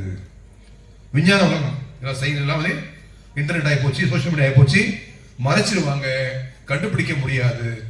தயவு செய்து நம்பிக்கை ஏற்படுத்துங்கள். முதல் விஷயம். 2வது விஷயம், ஒப்பிட்டு பேசாதீர்கள். அத்த பையன் படிக்கிறான், மாமன் நல்லா படிக்கிறா, என்னோட பையன் நல்லா படிக்கிறான், அண்ணன் நல்லா படிக்கிறா, அக்கா நல்லா படிக்கிறா. எல்லா குழந்தையும் வேற வேறங்க, ரெட்ட குழந்தையும் வேற வேறதான். இப்ப என்னங்க நீங்க சொல்லலாம், அடிக்கூடாது, திட்டக்கூடாது, ஒப்பிட்டு பேசக்கூடாது, அப்ப என்ன பண்றது? ஒன்றே ஒன்றுதான். எனக்கு என்ன வேலையை பார்க்கும் பொழுது ரெண்டு செய்யுங்க. பல வருடம் அறிவை கொடுத்து கொடுத்து கொடுத்து உங்கள் குழந்தைக்கு என்ன திறமையா கண்டுபிடிங்க. குழந்தையால் என்ன சாதிக்க முடியும் என்று கண்டுபிடிங்கள். என்ன ஆட்டம் இருக்கு? ஒரு டாக்டர் ஆகலாமா, இன்ஜினியர் ஆகலாமா, கலெக்டர் ஆகலாமா, ஒரு சயின்டிஸ்ட் ஆகலாமா, ஒரு பைலட் ஆகலாமா, அது கண்டுபிடிங்க. முதல் கடமை. இரண்டாவது கடமை, குழந்தைகளை ஊக்கப்படுத்துங்கள். உன்னால் முடியும் ராஜா, உன்னால் முடியும் ராஜா, உன்னால் முடியும் ராஜா. ஊக்கப்படுத்துங்கள், சாதித்து விடுவார்கள், நிச்சயமா சாதிப்பார்கள். இதுதான் குழந்தைகளுக்கு தேவை. சரி, நம்ம பிள்ளைகள் ஸ்கூல் போயிட்டு வராங்கல்ல, வந்தோட என்ன செய்வாங்க? ஸ்கூல் போயிட்டு வராங்க, வந்தோட என்ன செய்வாங்க? முதல்ல ஸ்நாக்ஸ் சாப்பிடுறதுக்கு முன்னாடி என்ன செய்வாங்க? என்னமா?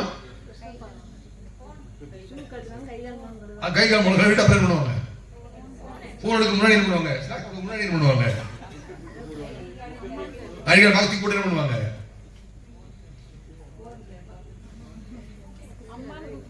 ஸ்கூலில் நடக்கின்ற சொல்லுவாங்க, சொல்ல மாட்டாங்களா?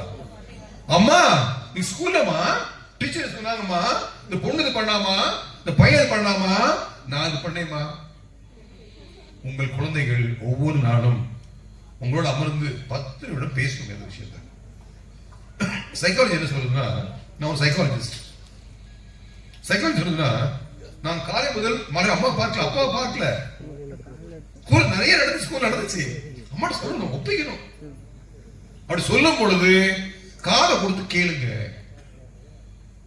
அப்படியே ராஜா, அப்படி ராஜா, வெரி குட் ராஜா, சூப்பர் ராஜா, குட் ராஜா சொல்லி முடிச்சுட்டு போயிருவாங்க. உங்களுக்கு பதில் வேண்டாம். இல்ல சொல்லுங்க, ஏய் சும்மா வேலை இல்ல, இப்படி சொன்னீங்கன்னா அந்த குழந்தைகள் தன்னம்பிக்கை இழந்துருவாங்க, பேச மாட்டாங்க, கண்டிப்பா விருப்பம். நான் தயவு செய்து குழந்தைகளை உற்சாகப்படுத்தி பேச வையுங்கள்.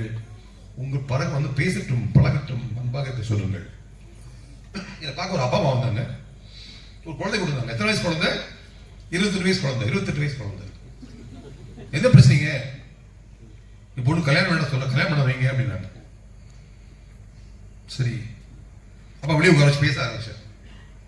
அவட கேட்டேன், அவன் சொல்றான், அங்கிள் நான் நல்லா படிச்சிருக்கேன், நல்ல வேலை பார்க்கிறேன், நிறைய சம்பாதிக்கிறேன், ஃப்ரெண்ட்ஸ் நிறைய இருக்காங்க, நல்லா ஊர் சுத்துறேன், ஜாலியா இருக்கேன், ஏன் கல்யாணம் பண்ணணும்? நான் சொன்னேன், கல்யாணம் பண்ணி ஜாலியா இருக்கலாமே. அவன் சொன்னா, அதுக்கு மாதிரியா? அதுங்க யாரு? அப்பா அம்மா சரியா இல்ல. இதான் கணவனுடைய வாழ்க்கையா?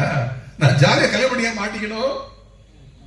அப்போ உங்களுக்காகவும் குழந்தைங்க உறவு நல்லா வச்சுக்கோங்க. இன்னொரு அப்பா அம்மா வந்தாங்க, குழந்தை கொடுத்தாங்க. எத்தனை வயசு குழந்தை? 5வது படிக்கிறா. என்ன பிரச்சனை? என் பொண்ணு எல்லா பாட்டையும் ஃபெயில் ஆயிட்டா, யார்ட்டும் பேச மாட்டா, கொஞ்சம் பேச வைங்க, கொஞ்சம் படிக்க வைங்க.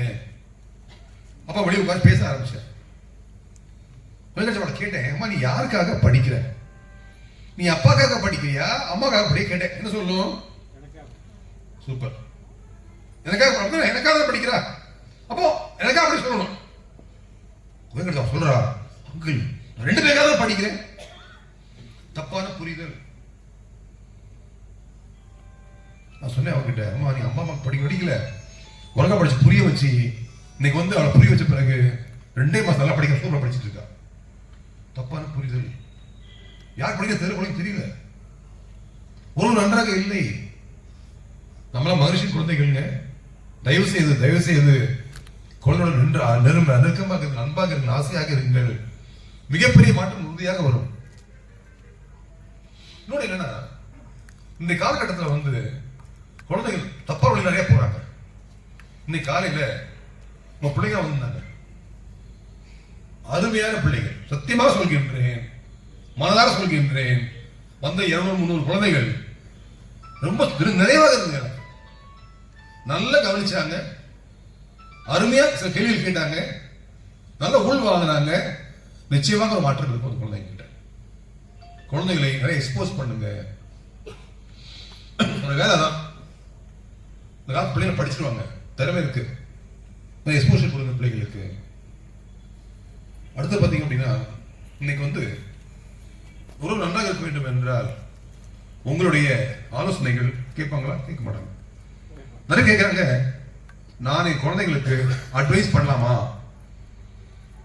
பண்ணக்கூடாதா? அட்வைஸ் பண்ணக்கூடாதுங்க, ஆனா பண்ணணுங்க. அது எனக்கு புரியலையே. அதாவது எப்படி பண்ணணும் அப்படின்னா, அதாவது அட்வைஸ் பண்ண பிடிக்காது. அப்ப என்ன பண்ணணும்னா ரெண்டு வழியில் பண்ணணும். ஒன்று கதைகள் மூலமாக. குழந்தையா இருக்கும் பொழுதே கதை சொல்லணும். இப்போ எத்தனை வயசுல? வயிற்றுல இருக்கும் பொழுதே வயிற்றுல கதை சொல்லணும். கதை சொல்ல டெய்லி கதை சொல்லணும். கதை சொல்ல சொல்ல சொல்ல குழந்தை கவனிக்கும். ஆமா, உங்கள் குழந்தை 3 மாத கருவாக தாய் வயிற்றில் இருக்கும் பொழுது புரியும். அப்பொழுதே கதை பேசணும். தினமும் குழந்தை பேசி கதை சொல்லணும். கதை சொல்ல சொல்ல சொல்ல நெருக்கம் அதிகமாகும். பிடிக்கும், அது பிடிக்கும். அப்போ கதை எப்படி சொல்லணும்? நீ குழந்தைய மாறி சொல்லணும். ஒரு கதை எப்படி சொல்லணும்னா, உதாரணத்துக்கு ஒரு பெண் குழந்தை இருக்காங்க, ஒரு கேர்ள் இருக்காங்க. கண்ணா, ஒரு ஊர்ல ஒரு பெரிய ராஜா இருந்தாராம். அந்த ராஜாக்கு ஒரு இளவரசி இருந்தாங்களாம். குழந்தை நினைக்கும், நான் தான் இளவரசி நினைச்சுக்கோ மனசுக்குள்ள. அந்த இளவரசி நல்லா படிப்பாங்களாம், நல்லா அழகா வரைவாங்களாம், நல்லா டான்ஸ் ஆடுவாங்களாம், பாட்டு பாடுவாங்களாம், நல்லா விளையாடுவாங்களாம், போட்டியில பரிசு நிறைய வாங்குவாங்களாம். அவங்க பெரிய ஆளா மாறினாங்களாம்.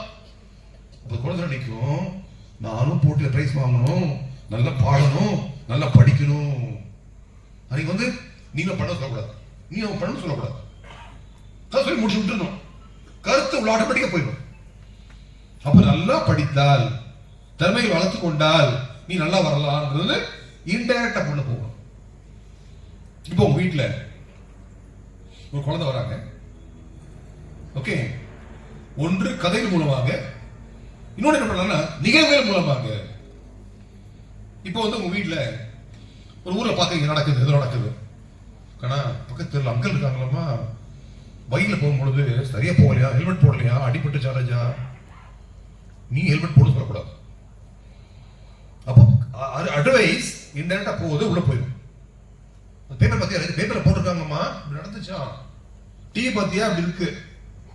அப்ப இந்த 2 வழி மூலம், ஒன்று கதைகள் மூலமாக, மற்றொன்று நிகழ்வுகள் மூலமாக சொல்ல சொல்ல அந்த கருத்துக்கள் உள்ளே சென்று சேரும். குழந்தைகள் வந்து நீங்க அன்பா சொல்ல என்னன்னு கேட்பாங்க, என்னன்னு கேட்பாங்க. இன்னைக்கு வந்து நம்ம பிள்ளைகிட்ட வந்து நெருக்கமாக இருக்கின்றோமா? நிறைய வீட்டுல இல்லைங்க. ஏய் படி சொன்னீங்கன்னா அந்த பிள்ளை பயந்து போய் புக் எடுத்து வச்சுப்பாங்க. கண்ணு புக்கில் இருக்க மனசு நினைக்கும், இந்த நாய் படிக்கல, படிக்க மாட்டாங்க. குழந்தைகளை புரிய வையுங்கள். நீ உனக்காக படிக்கின்றாய், நீ படித்தால் நல்லது. அப்பா இருக்கின்றேன், அம்மா இருக்கின்றேன், நான் துணையாக இருக்கின்றேன், நீ கவலைப்படாதே. உருவாக்குங்க, நிச்சயமாக பெருமைப்படுத்துவார்கள். நீ பாத்தீங்க அப்படின்னா குழந்தைகள் ட்ரெஸ் போடுறதுங்க. நாங்க வந்து உங்க ஊர்லாம் நிச்சயமாக பிரச்சனை இருக்காது நான் நம்புறேன். சென்னையில மற்ற ஊர்களில் இந்த நாகரிகமான ட்ரெஸ் போடுறான்னு சொல்ற போர்வையில எப்படிலாம் போடுறாங்க. முக்கியமாக பெண் குழந்தைகள், நான் வந்து பெண்களை மதிக்கின்றேன், தப்பா நினைச்சாதீங்கம்மா தயவு செய்து. சில பெண் குழந்தைகள், ஒரு சில பேர் ட்ரெஸ்ஸை கொஞ்சம் குறைவாக போடுவது நாகரிகம் என்று நினைக்கின்றார்கள். இதை பார்ப்பதற்கு ஒரு பெற்றோர் வந்தார்கள். ஒரு பெண் குழந்தை 12th படிக்கிறாங்க. அவளுக்கு அப்பாவுக்கும் அம்மாவுக்கு என்ன பிரச்சனை? அவங்க சொல்லி ட்ரெஸ் போட சொல்றாங்க. ட்ரெஸ் போட்டு தான் வந்தா பாக்குறதுக்கு. என்ன ட்ரெஸ் தெரியுமா? அது பேரு கிராப் டாப். கேள்விப்பட்டிருக்கீங்களா? நீங்க கேள்விப்பட்டிருக்க மாட்டீங்க. அருமையான பிள்ளைகள். அப்படி என்ன தெரியுமா? கிராப் டாப்னா வயிறு தெரியும், ஷார்ட் ஸ்லீவ் ஷார்ட்டா இருக்கும், ஸ்லீவ்ஸ் இருக்காது, வயிறு தெரியும், மேல சின்ன ஒரு ஷர்ட் மாதிரி இருக்கே, ஒரு பாடம் மாதிரி போட்டிருக்கா. அங்கிள் என்ன வாட் இஸ் ராங் அங்கிள்? நல்லா இருக்கு. ஓ சூப்பரா இருக்கு ராஜா, ரொம்ப அழகா இருக்கு ராஜா. பாருங்க, சொல்லுங்க, அப்பா வேட சொல்லுங்க, அவங்க தெரியல. நான் சொன்னேன், கரெக்ட் ராஜா, சரி அப்பா சொல்றாங்க, தப்பு நடந்தா என்ன பண்றது? தப்பு நடந்தா நான் என்ன பண்றதுக்கு? நான் காரணமா? என்னைய திருத்த நினைக்கிறீங்க? தப்பு எவரோ பண்ண அவன் திருத்துங்க. கரெக்ட் ராஜா, கரெக்ட் ராஜா, நீ யூ ஆர் ரைட், அப்சல்யூட்லி. தப்பு எவன்கிட்டயும் இருக்கு. சரி கண்ணா, அப்பா சொல்றாங்களே தப்பு நடந்தா அப்படி சொல்றாங்களே ராஜா, அப்படி தப்பு நடந்து என்ன பண்ணுவேன்? அவன் சொன்னா, நான் போலீஸ்க்கு போவேன். ஓ சூப்பர் ராஜா, நீ போலீஸ் போயிருக்கியா? Very good, very good. சரி, நீ எப்ப போலீஸ் போவ? தப்பு நடந்த பிறகா தப்பு நடக்கிறதுக்கு முன்னாடியான்னு கேட்டேன். தப்பு நடந்த பிறகு அங்கிள் அப்படின்னா அப்பா நினைக்கிறாங்க என் குழந்தைக்கு தப்பே நடக்கூட நினைக்கிறாங்களா? அதான அப்பா என்ன சொல்றாங்க. அதனால என் குழந்தை முக்கியம் எனக்கு. என் குழந்தை என் உயிர். நான் தந்தை தாயின் குழந்தை உயிர் ராஜா. தப்பே ஆகக்கூடாது நமக்கு, அதற்காக சொல்றாங்க ராஜா. அப்படி அழுதுட்டாங்க. சொல்லுகின்ற விதம், புரிய வைக்கின்ற விதம், இந்த உலகம் மோசமாக இருக்கின்றது.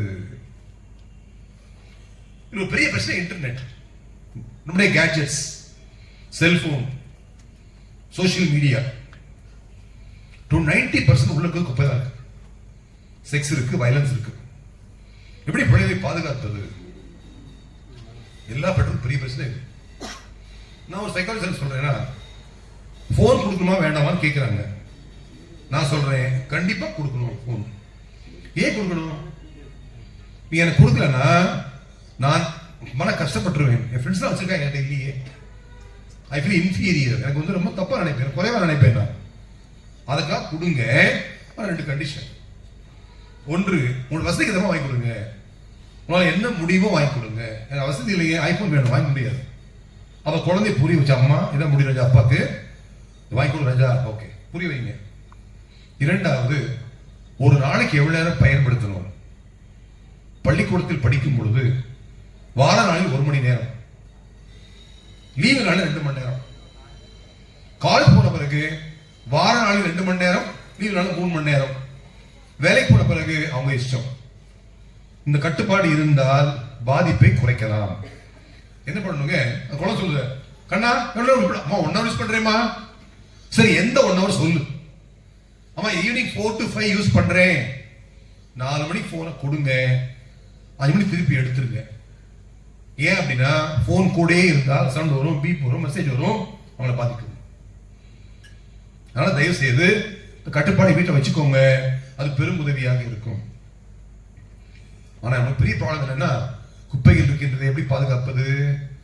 உங்க இன்டர்நெட்ல பேரண்டல் கண்ட்ரோல்ஸ் ஆப்ஷன் இருக்கு. அந்த பேரண்ட் உள்ள போனீங்கன்னா 10 வயசு 12 வயசு 12 வயசு போட்டுடலாம். வயசுக்கு மீதி விஷயம் வராது, உள்ள வராது. அப்போ அது மாதிரி செஞ்சீங்கன்னா நீங்க உங்களே பாதுகாக்க முடியும். ஊர்ல பேசிட்டு இருந்தேன், நிறைய எழுதிச்சாரு. அப்ப நான் எப்படியா பாக்குறது? எங்கே குழந்தை கட்டுப்பாடு வைக்கின்றீங்களோ அந்த கட்டுப்பாடு அனைவருக்கும் பொருந்தும். தாய்க்கும் தந்தைக்கும் பொருந்தும். நீங்க பார்க்க கூடாது. நீங்க வீடு சொல்றீங்க, டிவி பார்க்காத, நீங்க பார்க்க கூடாது. இப்படி இருக்கும்போது நிச்சயமாக குழந்தைகளை நான் பாதுகாக்க முடியும். அதாவது இன்னைக்கு வந்துங்க, இன்னைக்கு காலையில் சொல்லிட்டு இருந்தேன், இன்டர்நெட்ல வந்து இன்னைக்கு நீங்களாம் வந்து சோஷியல் மீடியா மெசேஜ் போடுறீங்க, லைக்ஸ் பண்ண நினைக்கிறீங்க, போட்டோ போடுற வீடியோஸ் போடுறீங்க, உங்களை தவறாக பயன்படுத்தி பல காத்திருக்கின்றார்கள் சொல்லி புரிய வச்சேன். ஏன்னா இன்னைக்கு வந்து தவறு செய்யாத குழந்தைகள், தப்பே செய்யவில்லை, மாட்டிக்கொண்டார்கள். பல பேர் பார்க்கின்றேன். ஆன்லைன்ல கேம்பிளிங் விளையாடுறது, ரம்மி விளையாடுறது, ஆன்லைன் கேம்ஸ் விளையாடுறது, ஆன்லைன்ல வந்து தவறாக பல விஷயங்களை மாட்டிக்கொண்டு உறவுகள் இன்னைக்கு மோசமாக இருக்கின்றது. பிள்ளை கேட்கிறாங்க, வாட் இஸ் ராங் கேட்கிறாங்க. அப்பா ஒரு பொண்ணு வந்தா, நான் சொல்றேன் எல்லாம் தப்பா நினைக்கூடாது, நடக்குது உலகம் இல்லை. இது நம்ம தூரத்தில், உங்க ஊர் பக்கத்துல ஒரு ஊர் தான். இந்த ஊர் பேச விரும்பலன்னா நம்ம ஊர்ல பக்கத்துல ஒரு ஊர் வச்சுக்கோங்களேன். இந்த பக்கம் வந்தாங்க, இந்த குழந்தை படித்தது இந்த பக்கத்துல ஒரு கிராமத்தை படிக்கிறாங்க, காலேஜ் படிக்கிறாங்க. காலேஜ் முடிச்ச உடனே கேம்பஸ்ல வேலை, பெங்களூர் வேலை கிடைக்குது. வேலைக்கு பெங்களூர் போறாங்க. அதாவது போன 3 மாதம் வரைக்கும் அம்மா விட தினம் தொடர்பு, டெய்லி பேசுவாங்க, டெய்லி பழகுவாங்க, அம்மா கிட்ட டெய்லி பேசுவாங்க. 3 மாதம் கழிச்சு பிறகு அம்மா பேசுறதே கிடையாது. எப்படியா பிஸியா இருக்கேன். வாரத்துக்கு ஒரு நாள் பேசுவாங்க, அதுவும் ஒரு 2 நிமிஷம் 3 நிமிஷம் பேசுவாங்க. அம்மாக்கு மன வருத்தம். அம்மா கூட்டு வராங்க, அம்மா பொண்ணு வராங்க. அவ சொல்ற, அங்கிள் பிஸியா இருக்கேன் அங்கிள். வெரி குட் ராஜா. அம்மா பேச ஒரு 5 நிமிஷம் கிடைக்கலையா அவனுக்கு? ரொம்ப பிஸியா இருக்கேன். பரவாயில்ல, நீ பிஸியா இருக்க வேண்டாம், 5 அம்மாக்கா ஒதுக்கு, நீ டெய்லி பேசி ஆகணும். முன்னே அம்மாவை தனியாக உட்காந்து பேச ஆரம்பிச்சேன். பேசும்போது கேட்டேன், நீ எங்க தங்கியிருக்கேன்னு கேட்டேன். நான் ரூம் எடுத்து தங்கியிருக்கேன் அங்கிள். அது ஏதாவது பிஜியா அப்படின்னு கேட்டேன். தனி வீடு தங்கியிருக்கேன். என்ன தனி வீடு தங்கியிருக்கேன்? நானும் ஃப்ரெண்டு தங்கியிருக்கோம் அப்படின்னா. சரிப்பா பரவாயில்ல, நீ வேணாலும் சம்பாதிக்கிற பரவாயில்ல, நோ ப்ராப்ளம். ஃப்ரெண்டு ஒன்று கிளாஸ்மேட்டா இல்லாட்டி கூட ஒர்க் பண்ணுற பையனா, சரி ஒர்க் பண்ணுற பொண்ணான்னு கேட்டேன். இல்லைங்க ஒரு ஃப்ரெண்டுங்க, கூட படித்த பையனா அப்படின்னா. அப்போ 2 பெட்ரூம் இருக்கான்னு கேட்டேன். இல்லை ஒரு பெட்ரூம் தான் இருக்கு அப்படின்னா. அப்படிதான் அங்கிள் அப்படின்னா. அங்கே லிவ் ரிலேஷன்ஷிப் அங்கிள். அம்மாக்கு தெரியுமா? அம்மாக்கு தெரியாது. ஏன் சொல்லலை? கேட்டாங்கிட்ட தப்பா அங்கிள்? நான் சொல்ல தப்பே இல்லை ராஜா. ஆனா எந்த விஷயம் நீ அம்மா கிட்ட சொல்லவே இல்லையோ தப்பு. எந்த விஷயம் நீ உன் தாயிடம் பகிர்ந்து கொள்ளவில்லையோ சத்தியமாக அது தப்பு தான் சொன்னேன். ஒத்துக்க மாட்டேங்க. நான் சொல்ற இந்த காலகட்டத்தில் வந்துங்க நிறைய பிள்ளைகளை பார்க்கின்றேன். சூசைட் கேசஸ், கை கால விட்டு வராங்க. ஏன் வாழணும் கேட்கிறாங்க. சென்னை ஒரு பொண்ணு இருக்கா, மெடிசன் எம்பிபிஎஸ் படிச்சுட்டு இருக்கா, கை ஃபுல்லா விட்டு வச்சிருக்கா, கால ஃபுல்லா விட்டு வச்சிருக்கா. மன உளைச்சல். நம் குழந்தைகள் நம் பொக்கிஷம். குழந்தைகளோடு உறவாடுங்கள், நேரம் செலவிடுங்கள், தினமும் பேசுங்கள். பிள்ளைங்க கிட்ட உட்கார்ந்து பேசுங்க. ஒரு ரிக்வஸ்ட் என்னன்னா, உங்க குழந்தைகிட்ட என்ன பண்ணணும் அப்படின்னா, ஒரு ஷெட்யூல் போட சொல்லுங்க பிள்ளைங்களை. போட்டுட்டு இரவு உணவை ஒரு 7 மணிக்கு 8 மணிக்கு முடிச்சிருங்க. 10 மணிக்கு படுக்க போறீங்க அப்படின்னா, படுக்க போவதற்கு முன்னாடி ஒரு 1 மணி நேரம் தாய் தந்தை 2 3 1 குழந்தை ஒண்ணா உட்காரணும். உட்கார்ந்து அது டைம் என்ன, விளையாடும் நேரம். என்ன விளையாடணும்? செல்போன் ஆஃப் பண்ணிடுங்க, டிவி ஆஃப் பண்ணிடுங்க, எந்த கேஜெட் வேண்டாம். அந்த நேரத்தில் வந்து பரமபதம், தாயம், dumb charades, cards, Uno, chess, carrom board, okay, நிறைய ட்ரேட், நிறைய கேம்ஸ் இருக்கு. டம்ஷரட்ஸ் நிறைய கேம்ஸ் இருக்கு. அதுக்கு பிள்ளைங்க முடிவு பண்ணட்டும். அந்த 1 மணி நேரம் நான் சொல்றேன் பைண்டிங் டைம், பாண்டிங் டைம், இணக்கமாகும் நேரம். அந்த நேரத்தில் படி பத்தி பேசக்கூடாது, சாப்பாடு பத்தி பேசக்கூடாது. சும்மா கிண்டல் பண்ணுங்க, கேள்வி பண்ணு. அம்மா அம்மா கல்யாணத்தில் அப்பா கல்யாணத்தில் கிண்டல் பண்ணி கேள்வி பண்ணுங்க. அந்த உறவு மேம்படும். இது வாரத்தில் 6 நாட்கள். வாரத்தில் 1 நாள் சனியோ சனிக்கிழமையோ ஞாயிற்றுக்கிழமையோ 6 நாள் வெளியே போயிருங்க. ஒரு கோவிலுக்கோ, ஒரு பார்க்கோ, பீச்சுக்கோ, ஒரு லாங் டிரைவோ எங்க போயிட்டு வாங்க. ஏன் அப்படின்னா ஆராய்ச்சி என்ன சொல்லுதுன்னா, நீங்க வெளியே செல்லும் பொழுது மனம் விரிவடைகிறது. முக்கியமாக மனைவி வீட்டில் உட்கார்ந்துருக்காங்க, ஒரு அவுட்டிங் அவங்களுக்கு கிடைக்கும். வெளியே சொல்லும் போது கேள்வி கேட்பாங்க, அப்பா அது என்னதுப்பா, அம்மா அது என்னதுமா, பாத்தீங்களா பிள்ளைங்களா, சின்ன பிள்ளைங்க பாத்தீங்களா, கேள்வி கேட்க கேட்க பிள்ளைகள் அறிவாளியா மாறுவாங்க. கேள்வி சொல்லுவான், ஏய் சும்மா வேலை இல்ல, ஏன் சொல்றீங்க அப்படி, பதில் தெரியாது உங்களுக்கு. இன்னைக்கு அது பிரச்சனை கிடையாதுங்க. மாதா பிதா குரு தெய்வம் மாத்தியாச்சு. இப்போ மாதா பிதா கூகுள் தெய்வம் மாத்தியாச்சு. கூகுள் போங்க, பதில் சொல்லும். பிள்ளைங்க சொல்லுங்க. பிள்ளைங்க சொல்லும் போது, ஓ பதில் தெரியலனா தெரியலன்னு சொல்லலாமா, அதுவும் நல்ல, அது ஒரு பாடம். இப்படி நீங்க கொண்டு செல்ல குழந்தைகள் உங்களை பெருமைப்படுத்துவார்கள் நிச்சயமாக. இந்த காலகட்டத்தில் எவ்வளவு நெருக்கமாக இருக்கிறது முக்கியம். ஒரு உதாரணம் சொல்றேன். சென்னையில ஒரு பள்ளிக்கூடம் இருக்கின்றது, ஒரு அரசாங்க பள்ளிக்கூடம். அது எச்எம்எல் கூப்பிட்டாங்க. எங்க ஸ்கூல்ல வந்து 8வது பிள்ளைங்க எல்லாம் லவ் பண்றாங்க, கிளாஸ் இதை பேச ஓடிட்டு இருக்கு, வந்து பேசுங்க சொன்னாங்க. போனேன். நான் ஸ்கூல் 8வது 300 பிள்ளைங்க இருக்காங்க. 8வது மட்டும், அவ்வளவு பெரிய ஸ்கூல் அது. எதுக்காக போனேன்? ஊக்கப்பயிற்சின்னு போனேன். ஊக்கப்பயிற்சி எப்படி படிக்கணும், எப்படி மெமரி ஸ்கில்ஸ் வச்சுக்கிறது எல்லாம் பேசினேன். ஃபர்ஸ்ட் பாய்ஸ் பேசி முடிச்சாச்சு. ஒரு கேர்ள்ஸ் வந்தேன், ஒரு 150 கேர்ள்ஸ் இருந்தாங்க. எப்படி படிக்கணும், சாதிக்கிறது, ஏன் படிக்கணும் எல்லாம் பேசி முடிச்சாச்சு. லாஸ்ட்ல லவ் பாயிண்ட் வந்தேன். இந்த பிள்ளைகிட்ட சொன்னேன், நீங்க எல்லாரும் கண்டிப்பா லவ் பண்ணணும்னு சொன்னேன். எல்லாரும் சந்தோஷம், அப்பா வெரி குட் எல்லாம் கை தட்டினாங்க. உடனே சொன்னேன், எப்ப லவ் பண்ணணும், கல்யாணம் முடிச்சு லவ் பண்ணணும்னு. எல்லாம் ஆஃப் ஆயிட்டாங்க. ஒரு பொண்ணு எழுந்திரிச்சா பாருங்க, கேள்வி கேட்டா, நான் ஆடி போயிட்டேன். அவ கேட்டா, அங்கிள் கல்யாணத்துக்கு பிறகு லவ் பண்ணணும்னா ஹஸ்பண்ட் விட மாட்டாரே. அந்த குழந்தைக்கு தனியாக கூட்டு பேசினேன் அவர்கிட்ட. அவங்களுக்கு லவ் என்ன சொல்ல தெரியல. கூட பேசினேன். அப்பா என்ன பண்றாங்க? அப்பா கூலி வேலை பண்றாங்க, அம்மா அம்மா வீட்டு வேலை பண்றாங்க. ஒரே குடும்பம், ஒரே குழந்தை. ஞாபகம் வச்சுக்கோங்க, 8வது படி குழந்தை. இது செக்ஸ் கிடையாது, இது ஒரு தேடல், ஒரு பகிர்தல். வீட்டுல கிடைக்க வெளியே தேடுறாங்க. அப்புறம் நம்ம வீட்டுல என்ன பண்ணணும்? ஒரு அன்பு இருக்க வேண்டும், ஒரு பகிர்தல் இருக்க வேண்டும், ஒரு ஆலோசனை இருக்க வேண்டும், ஒரு நெருக்கம் இருக்க வேண்டும், ஒரு முத்தமிழல் இருக்க வேண்டும், ஒரு அரவணைப்பு இருக்க வேண்டும். இருந்தால் தேட மாட்டாங்க. அதை எப்பொழுதுமே வைத்துக் கொள்ளுங்கள். எந்த வயதானாலும் சரி, அதை வைத்துக் கொள்ளுங்கள். உதவியாக இருக்கும். சரிங்களா? இது மாதிரி பல பேரை பார்க்கின்றேன். ஒரு அம்மா என்ன கூப்பிட்டாங்க, ஐயா என் பொண்ணு ஒரு பிசியோதெரபிஸ்டியா, சாரி நேகா நீங்க இல்லை, பெரிய ஒரு பிசியோதெரபிஸ்ட். அந்த குழந்தை நீ தான் பார்த்தேன். இந்த குழந்தைய எங்கள் அம்மா பொண்ணு பிசியோதெரபிஸ்டுங்க. சரிம்மா, சந்தோஷம். என் பொண்ணு ரொம்ப அழகா இருப்பாயா. சரிங்கம்மா, நல்ல பாட்டு பாடுவா, நல்ல டான்ஸ் ஆடுவா. ஒரு நாளைக்கு 10,000 ரூபாய் சம்பாதிக்கிறாங்க. Very good. ஒரு நாளைக்கு 10,000 ரூபாய் வீட்டு கிளினிக் வச்சிருக்கா, அவன் சம்பாதிக்கிறா. Very good. நான் சொன்ன கேட்க மாட்டாயா. சொன்னேன், சரிம்மா கூட்டிட்டு வாங்க, போய் சரி பண்ணிடலாம். அம்மா சொன்னாங்க, ஐயா போன வாரம் என் பொண்ணு தூக்கு போட்டு செத்து போயிட்டாயா. குழந்தைங்களுக்கு இன்னைக்கு வந்து மனசே பக்கமே கிடையாதுங்க. கல்யாணம் முடிவாயிருக்கு, இன்னும் 2 வாரத்தை கல்யாணம், 2 வாரம் ஒத்தி போயிருக்கு. அம்மாவுக்கு பொண்ணுக்கு 3 நாள் தர்க்கம், ஒரு வருஷம் கோவம், சண்டை.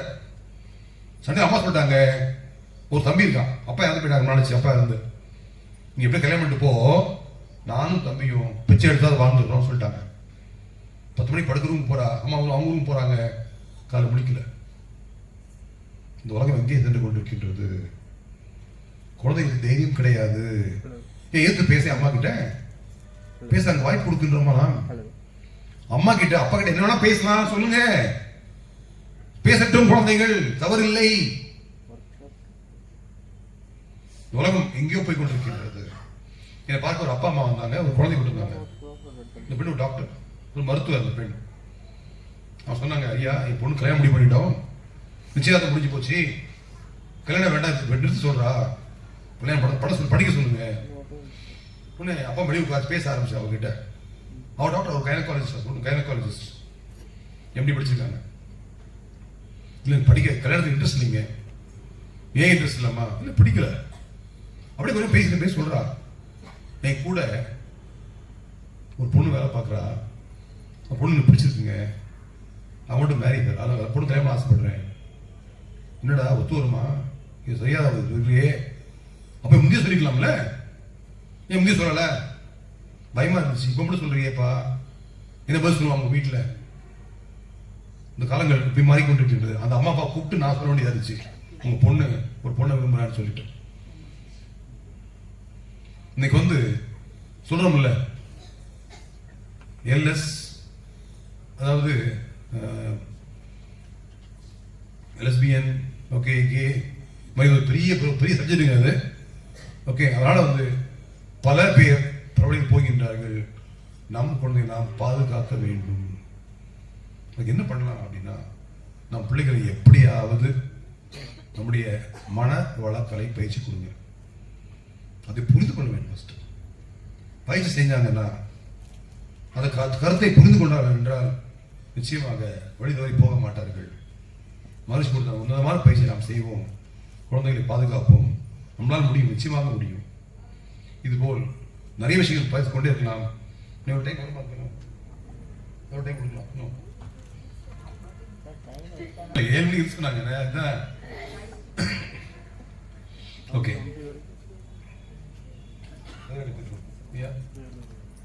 ஓகே. இன்னைக்கு வந்து குழந்தைகள் பார்த்தீங்கன்னா, பள்ளிக்கூடங்களில், கல்லூரிகளில் நடக்கிற நிகழ்வுகள் ரொம்ப மோசமா இருக்கு. இன்னைக்கு வந்து எப்படி வாழலாம் அப்படின்னு ஒரு உறவு வந்து கொண்டிருக்கின்றது. இந்த ஆண் பெண் உறவு மிகவும் மோசமாக இருக்கின்றது. இன்னைக்கு பல பேரை பார்க்கின்றேன், வாட் இஸ் ராங் அப்படி கேட்கிற கேள்வி வருகிறது. அதுக்கு எல்லாரும் சுத்தி பார்த்தீங்கன்னா, சுத்தி பார்த்தேன், நான் பார்க்க எல்லா உறவுகள் பிரச்சனைகளை பார்க்கும் பொழுது அந்த வீட்டில் அந்த தாய் தந்தை உறவு நல்லா இல்லை. எந்த வீட்டில் உறவு நன்றாக இருக்கின்றதோ பிரச்சனைகள் மிக மிக மிக குறைவு. நீ யோசிச்சு பாருங்களேன், சூசைட் பண்றாங்க, ஒரு பிரச்சனைகள் வருகிறது, தப்பா போறாங்க. அந்த வீட்டில் இந்த தாய் தந்தையுடைய உறவு, தாய் தந்தை உறவு, நான் வந்து குழந்தையோட உறவு சொல்லல, தாய்க்கும் தந்தைக்கும் உள்ள உறவு நன்றாக இல்லை.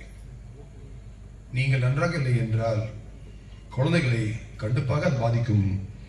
உங்கள் பிள்ளைகளுக்காகவும் உங்களுக்கு ஒரு நல்லா வச்சுக்கணுங்கிறது முக்கியமான விஷயம். சரிங்களா? தாய் தந்தை மாதிரி யார் முக்கியம்? அடுத்தது தாய் தந்தை பார்க்கும்போது உங்களுடைய மாமன் மாமியார் முக்கியம். நம்ம வீட்டில் வந்து நம்ம மகரிஷின் குழந்தைகள், நான் சொல்லுவேன், தயவு செய்து உங்கள் பெற்றோரை, உங்கள் மாமன் மாமியாரை எந்த வயதிலும் கவனிக்க தவறாதீர்கள். தப்பு அவங்ககிட்டே இருக்கணும், தப்பு அவங்க பண்ணிடணும், பரவாயில்ல, காரணம் மன்னிச்சுக்கம்மா, மன்னிச்சுங்க ஐயா, சாரியா, அந்த உறவு நன்றாக இருக்க வேண்டும். ஏன் அப்படின்னா, ஒன்று உங்களுடைய கடமை, அவருடைய தேவை. இரண்டாவது, நீங்கள் செய்வதை பார்த்து குழந்தைகள் கற்றுக்கொள்கிறார்கள். ஒரு நன்றாக கற்றுக்கொள்ள வேண்டும். இன்னைக்கு வந்து பாத்தீங்கன்னா, நான் ஒரு கிராமத்துக்கு போயிருந்தேன், மகரிஷி கிராமம், விஎஸ்பி. அங்கே ஒரு தாய் இருக்கின்றால், 62 வயது அந்த அம்மாவிற்கு. 4 குழந்தைகள், 2 பேர், 2 ஆண் 2 பெண். கல்யாணம் யாரும் அந்த ஊர்ல இருக்காங்க, யாரும் அம்மா பார்க்கறது இல்லை, நம்ம கூலி செஞ்சுட்டு இருக்காங்க. பேசும்போது சொன்னேன், அம்மா கொஞ்சம் பணம் கொடுங்க சொன்னேன். அம்மா கோவம் வந்துருச்சு. ஐயா பணம் வேண்டாம் ஐயா, கொடுத்தாலும் வாங்க மாட்டேன். ஆனா என் குழந்தைங்க 4 பேரும் நிறைய வீட்டுக்குள்ளே போறாங்க.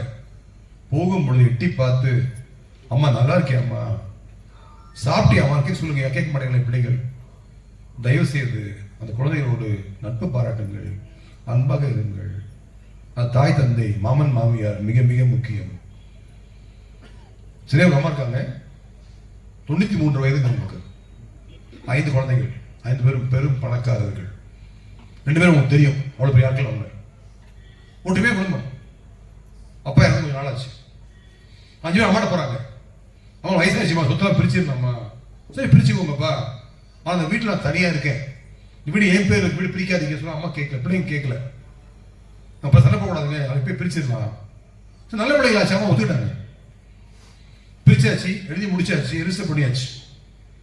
2 மாசம் பிரச்சனையே வரலைங்க, சூப்பரா போச்சு. 3ஆம் மாசம் சண்டை வந்துச்சு. அம்மா யார் வீட்டில் இருக்கிறது? 5ஆம் மாசம் விரும்பல, 5 பேரும் ஒத்துக்கல, அம்மா ஒத்துக்கல. கடந்த 2 வருடமாக அது தாய் சென்னையில முதியோரத்தில் இருக்காங்க.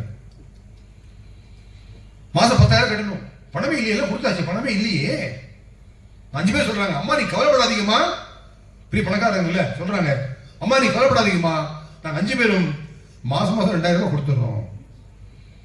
பெருந்தன்மையா அம்மா சொன்னா, உங்க பணம் எனக்கு வேண்டாம், என் புருஷனுடைய பென்ஷன் 10,000 ரூபாய் வருது, அதை கொடுத்து தாய் சில முதியோரத்தில் இருக்காங்க.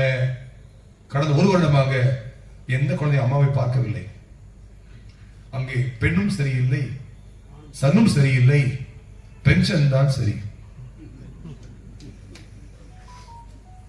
இப்பொழுது கேள்வி கேட்கலாமா? பேசிட்டே போலாம். கேள்வி மாசம் கேளுங்க, பொதுவான கேள்வி கேளுங்க, பர்சனலா இருக்கலாம் தனியா பேசிக்கலாம். என் நம்பர் ஷேர் பண்ண, நம்பர் வச்சுக்கோங்க, எனக்கு கூப்பிடுங்க. நான் சென்னையில் இருக்கேங்க, மாதம் 2-3 முறை ஆலயம் வருவேன். ஆலயம் நேரில் சந்திக்கலாம், சென்னையில் நேரில் சந்திக்கலாம், கட்டணம் எதுவும் கிடையாது, எப்போனா வரலாம், பிரச்சனையே இல்லையா, எனக்கு கூப்பிடாதீங்க. ஒரு சின்ன பிரச்சனை கூப்பிடுங்க, பேசுங்க, சொல்லுங்க. சொன்னீங்க இல்லைங்களா, ஒரு அம்மா 4 குழந்தைங்க, அவங்க யாரையும் பார்க்கணும், உங்க குழந்தையெல்லாம் நல்லா வளர்த்தாங்க, எல்லாம் கடைசியாக இருந்தாங்க. இப்போ அந்த அம்மாவோட குழந்தைங்க கடைசி காலத்துல எதனால தப்பா போனாங்க, அம்மாவை பார்க்க மாட்டேங்கிறாங்க? அதாவது ஓகே, அருமையான கேள்வி. குழந்தை எப்படி போறாங்க அப்படின்னா, அங்கே வருகின்ற மருமகள், மருமகன் திருமணம் ஆற வரைக்கும் அம்மா ரொம்ப முக்கியம், என் தாய் தான் எல்லாமே. அங்கே வருகின்ற அந்த திருமகன் திருமகள் ஒரு காரணம். இரண்டாவது அந்த தாய் தந்தையோட வளர்ப்பு ஒரு காரணம்.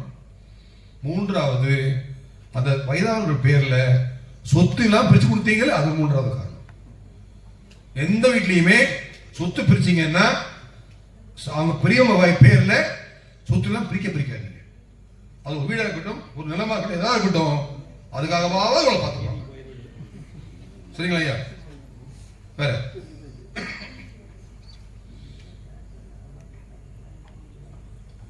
என்ன வேணா கேட்கலாங்க.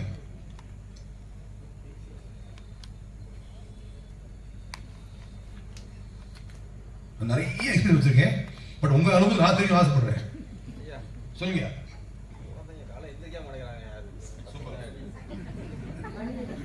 குழந்தை எழுதிக்க மாட்டேங்க, என்ன பண்றது?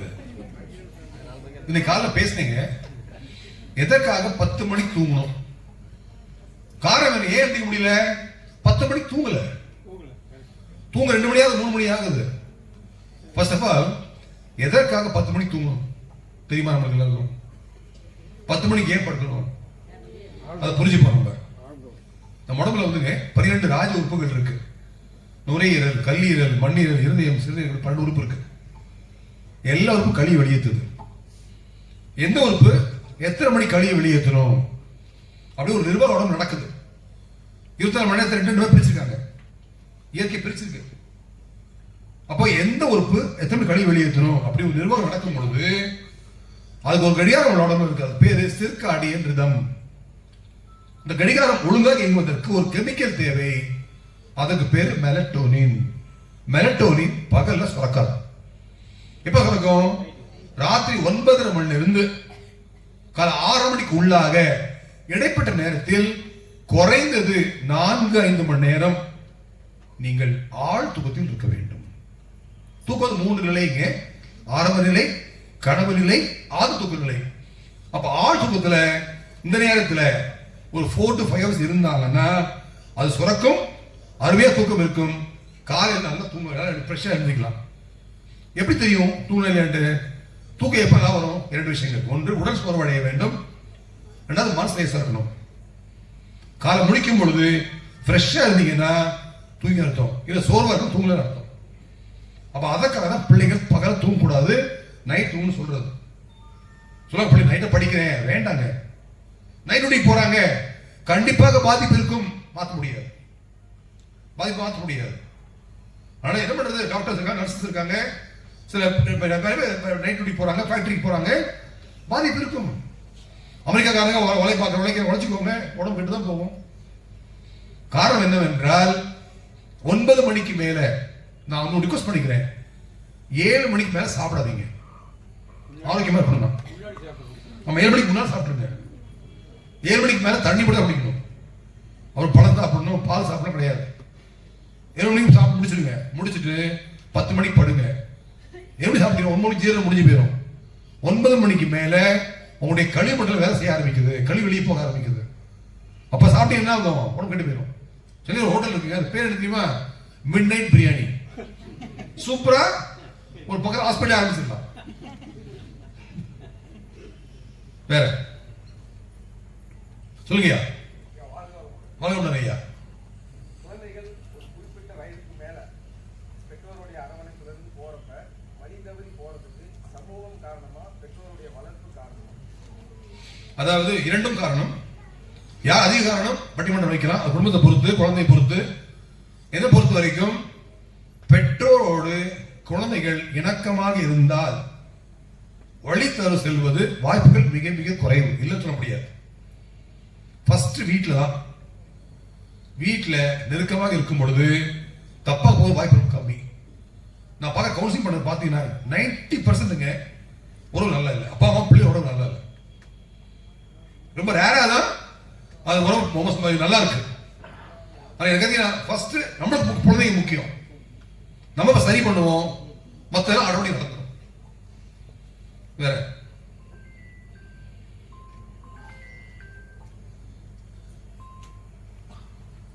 வேற கதைகள், கேள்விகள் சொல்லுங்க. ஆக்சுவலி இப்போ இருக்கிற சிச்சுவேஷன்ல பாத்தீங்கன்னா ஆண் பெண் 2 பேருமே வேலைக்கு போயிட்டு இருக்காங்க. இந்த நேரத்துல அவங்களுக்கு என்ன அட்வைஸ் பண்றீங்க சார்? ஏன்னா நீங்க சொன்ன மாதிரி வழி தவறி போறவங்க எல்லாமே இருக்கு. ஆனா எல்லாருமே பாத்தீங்கன்னா காலையில் 9 o'clock போனா நைட் 9 o'clock தான் வர்றாங்க. மோஸ்ட்லி ஜாயின்ட் ஃபேமிலி இப்போ எதுவுமே இல்லை, எல்லாமே தனியாக தான் இருக்காங்க. பெரிய சிக்கலே என்ன அப்படின்னா, அவங்க ஸ்கூலுக்கு வந்துடுறாங்க, நம்ம 9 o'clock வேலை முடிச்சுட்டு வர்றாங்க. அந்த டைம்ல அவங்க எப்படி ஹேண்டில் பண்றாங்க? சூப்பர், அருமையான கேள்விங்க. ஒரு துணை கேள்வி. அதில் வந்து கல்யாணம் முடிஞ்ச உடனே கூட்டு குடும்பமா தனி குடும்பமா அப்படி உங்க மனசுல என்ன வந்துச்சுன்னா 100% தனி குடும்பம் தான். கூட்டு குடும்பம் ஒத்து வராத காலகட்டம் இது. ஏன் அப்படின்னா குழந்தைகள், முக்கிய பெண் குழந்தைகளுக்கு ஒரு பிரைவசி வேணும். இப்போ ஒரு ஃபேமிலி பார்க்குறேன், கல்யாணம் முடிச்சு கூட்டு குடும்பம், மாமன் மாமியா இருக்காங்க. மாமியா சொல்றாங்க, நான் என் மருமகளை மகமாவே வச்சிருப்பேன். சான்ஸே இல்லை. எந்த மருமகளும் மாமியார தாயா பார்க்க முடியாது, எந்த மாமியாரும் மருமகளை தாயை மகளை பார்க்க முடியாது. என்ன சொல்லுவாங்க அம்மா, 5 மணிக்கு முடிக்கணும், 5 மணி நான் பார்த்ததே இல்லையே வாழ்க்கையில அப்படிங்கிறவா. ட்ரெஸ் வந்து சாரி தான் போடணும், சாரியா நான் கட்டதே இல்லையே, சமையல் போடணும், சமையல் பண்றதே இல்லையே, சண்டை ஆரம்பிச்சிருவாங்க. ஆனா தயவு செய்து கல்யாணம் முடிஞ்ச அடுத்த நாளே, ஒரு மாசம் கழிச்சுனா கிடையாது, ஒரு மாசம் ரொம்ப நாளே ஆயிடும். கல்யாணம் முடிஞ்ச முந்தின நாளே வீடு பார்த்துங்க, அடுத்த நாளே தனி கொடுத்து வச்சிருங்க. யாருக்கு நல்லது? உங்களுக்கு நல்லது. நீங்க மரியாதை இருக்கலாம். ஐயா கேட்டாங்க, அருமையா கேட்டாங்க, 2 பேர் வேலைக்கு போறாங்களே, எப்படி குழந்தைய பாதுகாத்துக் கொள்வது? நீங்க எப்படா வாங்க வீட்டுக்கு போய் வேலைக்கு வாங்க, வந்தவுடன் வெளியே எப்படி செருப்பு கட்டி வைக்கிறீங்களோ அதே மாதிரி உங்களுடைய ஆபீஸ் பஸ்ஸை வெளியே கட்டி வச்சு வந்துடணும். அதே ஒரு சுமந்து கொண்டு வரீங்க, அந்த போதை வெளியே பிள்ளைகளை காட்டுறீங்க, பண்ணாதீங்க.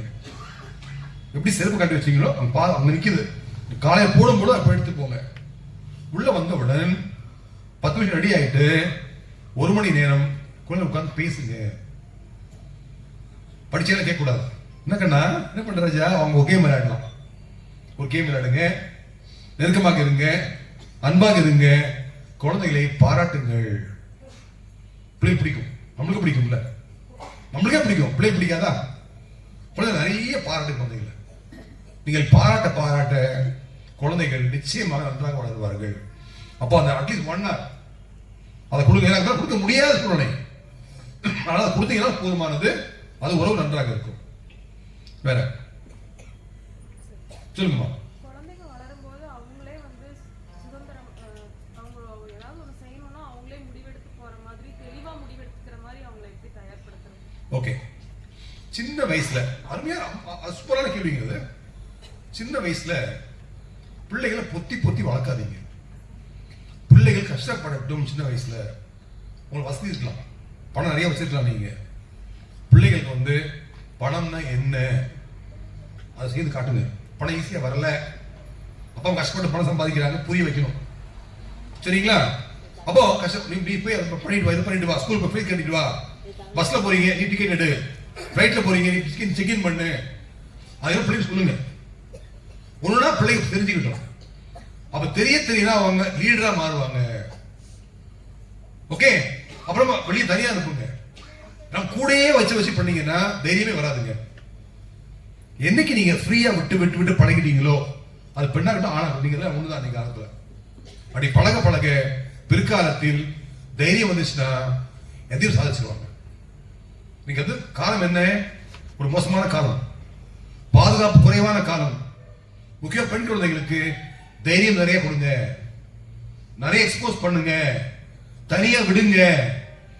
ஐயோ தனியா விடுறதா? ஆமா, சின்ன வயசுல விடணும். அப்ப பிறகு திடீர்னு பிறகு விட முடியாது. சின்ன வயசுலயே விட்டு பழகதான் தைரியம் வரும். இன்னொன்னு என்னன்னா, பெண் குழந்தைகளுக்கு வந்து நிறைய இடம் கொடுங்க. ஓகே, அவங்க நிறைய எக்ஸ்ட்ரா பாதுகாத்துக்கோங்க. ஆனா ரொம்ப பொத்தி வளர்க்காதீங்க. இதை செய்ய பிற்காலம் பிரமாதமாக இருக்கும். இங்க அவளை எதையும் தாண்டி வந்துருவாங்க.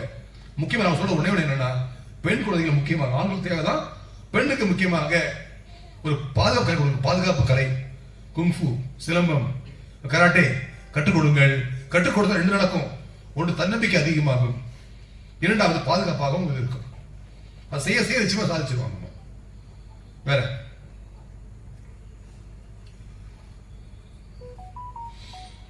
சொல்லுங்க. ஒவ்வொருத்தரும் ஒரு கேரக்டர் இருப்பாங்க சார். ஆக்சுவலா அந்த ஜென் வந்து ஒரு கேரக்டர் இருப்பாங்க, லேடி ஒரு கேரக்டர் இருப்பாங்க, குழந்தை ஒரு கேரக்டர்ல இருக்கும்.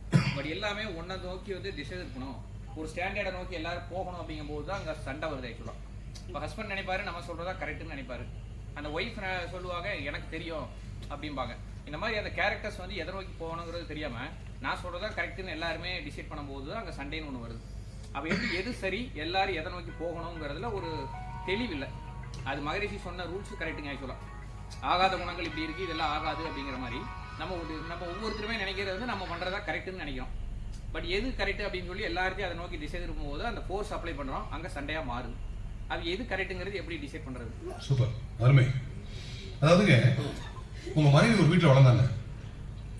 அந்த வீட்டின் நாகரிகம், கலாச்சாரம், உணவு பழக்க வழக்கங்கள், உடை, அவனுடைய கோட்பாடு எல்லாம் வேற. திடீர்னு ஒரு நாள் உனக்கு கல்யாணமா அப்படியே பெயர் தெரிஞ்சு பேக் நட்டிட்டாங்க. இங்க வந்த உடனே காலை எந்திக்கணும், இப்படி ட்ரெஸ் போடணும், ஒத்து வராது. ஓகே, இன்னொன்று என்னன்னா, இது ஒரு சின்ன விஷயம். மகர்ஷி கேட்கிறோம், மகர்ஷி சண்டவல் என்ன பண்றது? ATS, acceptance, tolerance, sacrifice. விட்டு கொடுத்தல், சகிப்புத்தன்மை, தியாகம். கேட்போம், யார் விட்டு கொடுக்கறது? மகர்ஷி சொல்றாங்க, உங்கள் இருவரில் யார் அறிவாளி விட்டு கொடுங்கிறாங்க. நம்ம வீட்டு 2 பேரும் அறிவாளியாச்சு, 2 விட்டு கொடுங்க, சூப்பராயிரும். அதாவதுங்க 2 பேரும் ஒத்த கருத்து இருக்க வாய்ப்பே கிடையாது. அதாவது எந்த எடுத்துக்கோங்க, ஒண்ணு கணவனோட திறமை அதிகமா இருக்கும், இல்லாட்டி ஆண் திறமை அதிகமாக இருக்கும். ஆனா எப்படி இருந்தாலும் சரி, அந்த வீட்டுல அந்த மனைவியை நீங்கள் அதிகமாக இடம் கொடுத்து அவளை ஆட்சி செய்ய விடுங்கள். அந்த மனைவியை மதுரை மீனாட்சியாக மாறுங்கள். நீங்க வீட்டுல வந்து சாதாரண வெளியே ராஜாவா இருங்க. வெளியே ராஜாவா இருக்கணும்னா வீட்டுல மதுரை மீனாட்சியாக இருக்கணும். நீங்க வீட்டுல சிதம்பரமா இருக்கணும்னு நினைச்சீங்கன்னா வெளியே வாய்ப்பே இல்லை. விட்டு கொடுத்தால் நம்ம நல்லா இருக்கலாம். வேற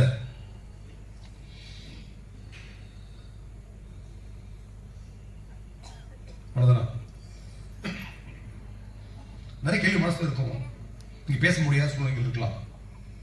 அதாவது குழந்தைகளுடைய பிரச்சனைகள், உறவு பிரச்சனைகள், உங்களுடைய குழந்தைகளுடைய உறவு, குழந்தை கல்யாணம் முடிஞ்சு போயிருக்காங்க, பிரச்சனைகள் இருக்கு, பிள்ளைங்க படிக்க மாட்டேங்கிறாங்க, நிறைய இருக்கலாங்க.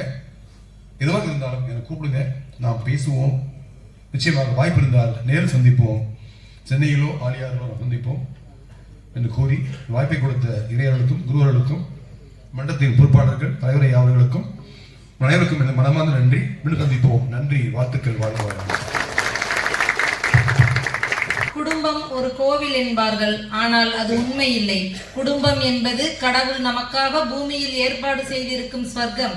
அதை சொர்க்கமாக்குவதும் நரகமாக்குவதும் நம்முடைய செயல்களில் தான் இருக்கிறது.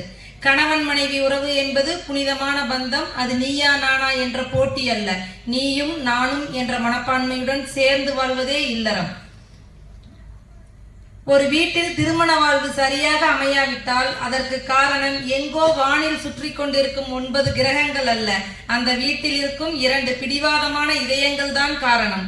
விட்டுக் கொடுப்பதும் மன்னிப்பதும் தான் வாழ்க்கை. ஆனால் வாழ்க்கையின் போராட்டமே யார் விட்டுக் கொடுப்பது, யார் மன்னிப்பது என்பதுதான்.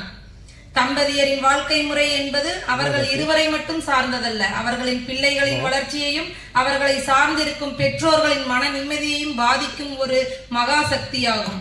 குழந்தை வளர்ப்பு என்பது குழந்தையின் உடல், உணர்ச்சி, சமூக மற்றும் அறிவுசார் வளர்ச்சியை குழந்தை பருவம் முதல் முதிர் வயது வரை ஊக்குவித்து ஆதரவளிக்கும் செயல்முறையாகும். இதில் அன்பு, கவனிப்பு, ஒழுக்கம், கண்டிப்பு, செல்லம், சுதந்திரம் மற்றும் வழிகாட்டுதல் ஆகியவை அடங்கும்.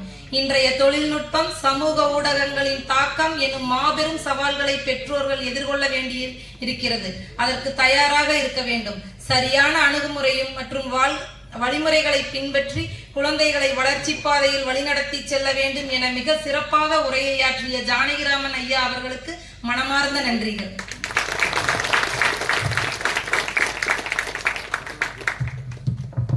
அடுத்த நிகழ்வு நன்றி உரை. இன்றைய நிகழ்வு சிறப்பாக அமைந்திட காரணமாக இருந்துள்ள அனைவருக்கும் நன்றி செலுத்தி உரையாற்ற பெருந்துறை மனவளக்கலை மன்றம் அறக்கட்டளையின் துணைத் தலைவர் துணை பேராசிரியை அருள்நிதி பி. துளசிமணி அம்மா அவர்களை அன்போடு அழைக்கிறோம். வாழ்க வையகம், வாழ்க வையகம், வாழ்க வளமுடன். குரு வாழ்க, குருவே துணை. இன்றைய இனிய மாலை பொழுதில் பெருந்துறை மனவளக்கலை மன்றத்தின் அழைப்பை ஏற்று பல்வேறு பணிகளுக்கிடையே நம் விழாவை சிறப்பித்துக் கொடுக்க வந்த வரவேற்புரையாற்றி வழங்கிய பேராசிரியர் அருள்நிதியம் அருணா அம்மா அவர்களுக்கும், பி. சுப்பிரமணியம் ஐயா அவர்களுக்கும், டி. ரமேஷ் ஐயா அவர்களுக்கும், குமாரசாமி அவர்களுக்கும், செல்வகுமார் அவர்களுக்கும், எல். கருப்புசாமி அவர்களுக்கும் முதற்கண் மனவளக்கலை மன்றத்தின் சார்பாக மனமார்ந்த நன்றியை தெரிவித்துக் கொள்கின்றேன். மற்றும் இன்றைய உலக அமைதி தின விழாவில் 4வது நாளில் குடும்ப ஒற்றுமையும் குழந்தை வளர்ப்பும் என்ற தலைப்பில் மிக அருமையாக உரையாற்றி அமர்ந்த சிறப்பு விருந்தினர் பேராசிரியர் அருள்நிதி MK ஜானகிராமன் ஐயா அவர்களுக்கு மணவளக்கலை மன்றத்தின் சார்பாக நெஞ்சார்ந்த நன்றியை தெரிவித்துக் கொள்கின்றோம். மற்றும் பெருந்துறை மணவளக்கலை மன்றத்தின் தலைவர், செயலாளர், பொருளாளர், பொதுக்குழு உறுப்பினர், நிர்வாக குழு உறுப்பினர்களுக்கும் மற்றும் தன்னார்வலர்கள், வர்ணனையாளர் அவர்களுக்கும் மிகுந்த நன்றியை தெரிவித்துக் கொள்கின்றோம். மேலும் விடுமுறை நாளாக இருந்தாலும் எங்களுடைய அழைப்பை ஏற்று பங்கு பெற்ற அனைத்து பொதுமக்களுக்கும் குழந்தை செல்வங்களுக்கும் நன்றியை தெரிவித்துக் கொள்கின்றோம். ஐயா கூறியவாறு நம்முடைய குடும்பத்தில் ஒற்றுமையுடன் நாம் இருந்து நம்முடைய குழந்தைகளை சிறப்பாக வாழ வைப்போம் என்ற உறுதிமொழியை இன்று எடுத்துக்கொண்டு இன்றைய விழாவில் கலந்து கொண்ட அனைவரும் அருட்பேராற்றல் கருணையினால் உடல் நலம், நீள் ஆயுள், நிறை செல்வம், உயர் புகழ், மெய் ஞானம் ஓங்கி வாழ்வில் எல்லா நலமும் வளமும் பெற்று வாழ்க வளமுடன் என்று கூறி என்னுடைய நன்றியுரையை நிறைவு செய்து கொள்கிறேன். நன்றி. வாழ்க வளமுடன். நன்றி உரையாற்றியுள்ள அம்மா அவர்களுக்கு மிகுந்த நன்றி.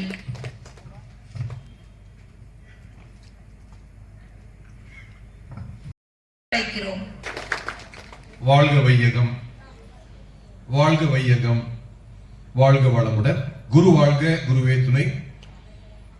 அனைவருக்கும் மாலை வணக்கம். வாழ்க வளமுடன். இந்த வாய்ப்பை கொடுத்த இறையாளர்களுக்கும் குருவினர்களுக்கும் நமது மன்றத்தின் தலைவர் உள்ளிட்ட பெரியவர்கள் அனைவருக்கும் இக்குடிக்கின்ற நல்ல உள்ளங்களுக்கும் எனது மனமார்ந்த நன்றியும் வாழ்த்துக்களும். இன்று நாம் சிந்தனை செய்ய வந்திருக்கின்றோம். சொற்பொழிவல்ல, எனக்கு தெரியும் உங்களுக்கு தெரியாது, சொல்ல போறது கிடையாது. நான் சொல்வதெல்லாம் உங்களுக்கு தெரிந்த விஷயங்கள் தான். இது ஒரு நினைவூட்டலாக இருக்க போகிறது. இன்றைய காலகட்டத்தில் குடும்பங்கள் எப்படி இருக்கின்றன? முன்போல் இருக்கின்றதா? இன்று எங்கு பார்த்தாலும் பிரச்சனைகள், கணவன் மனைவி பூசல், குழந்தைகள் உறவு நன்றாக இல்லை. அதை நாம் மணவளக்கலை அன்பர்கள் நம்முடைய குடும்பம் எப்படி இருக்க வேண்டும், குழந்தை எப்படி இருக்க வேண்டும் என்று சிந்திக்க வேண்டும். நான் வந்துங்க கவுன்சிலிங் ஆரம்பிச்ச காலத்துல ஒரு 25 இயர்ஸ்க்கு முன்னாடி சென்னையில ஹைகோர்ட்டுக்கு போவேன், ஃபேமிலி கோர்ட். அங்க போனேன்னா ஒரு கோர்ட் இருக்கும், ஒரு கோர்ட்டில் ஒரு நாளைக்கு ஒரு 10-15 கேஸ் வரும். அதே கோர்ட்டுக்கு இன்னைக்கு போறேன், மொத்தம் 7 கோர்ட் இருக்கு. ஒவ்வொரு கோர்ட்லயும் ஒரு நாளைக்கு 100-150 கேஸ் வருது. அப்ப ஒரு நாளைக்கு 1000 பேர் வராங்க. அந்த கியூ யார் நிக்கிறா? 20 வயசு குழந்தைகள், 30 வயசு, 40 வயசு, 50 வயசு, 70 வயசு, 80 வயசு நிற்கிறாங்க. சிந்தித்து பாருங்கள், திருமணத்துக்கு முன்பு அந்த குழந்தை மனம் எப்படி இருக்கும்? நான் திருமணம் செய்ய போகின்றேன், நல்ல ஒரு துணைவர் வர போகிறார், நான் மகிழ்ச்சியாக வாழ போகின்றேன், வாழ்க்கையில் சந்தோஷமா இருக்க போகின்றேன். அந்த எண்ணம் அந்த குழந்தைகள் இருக்கும் பொழுது அந்த மன வேதனை.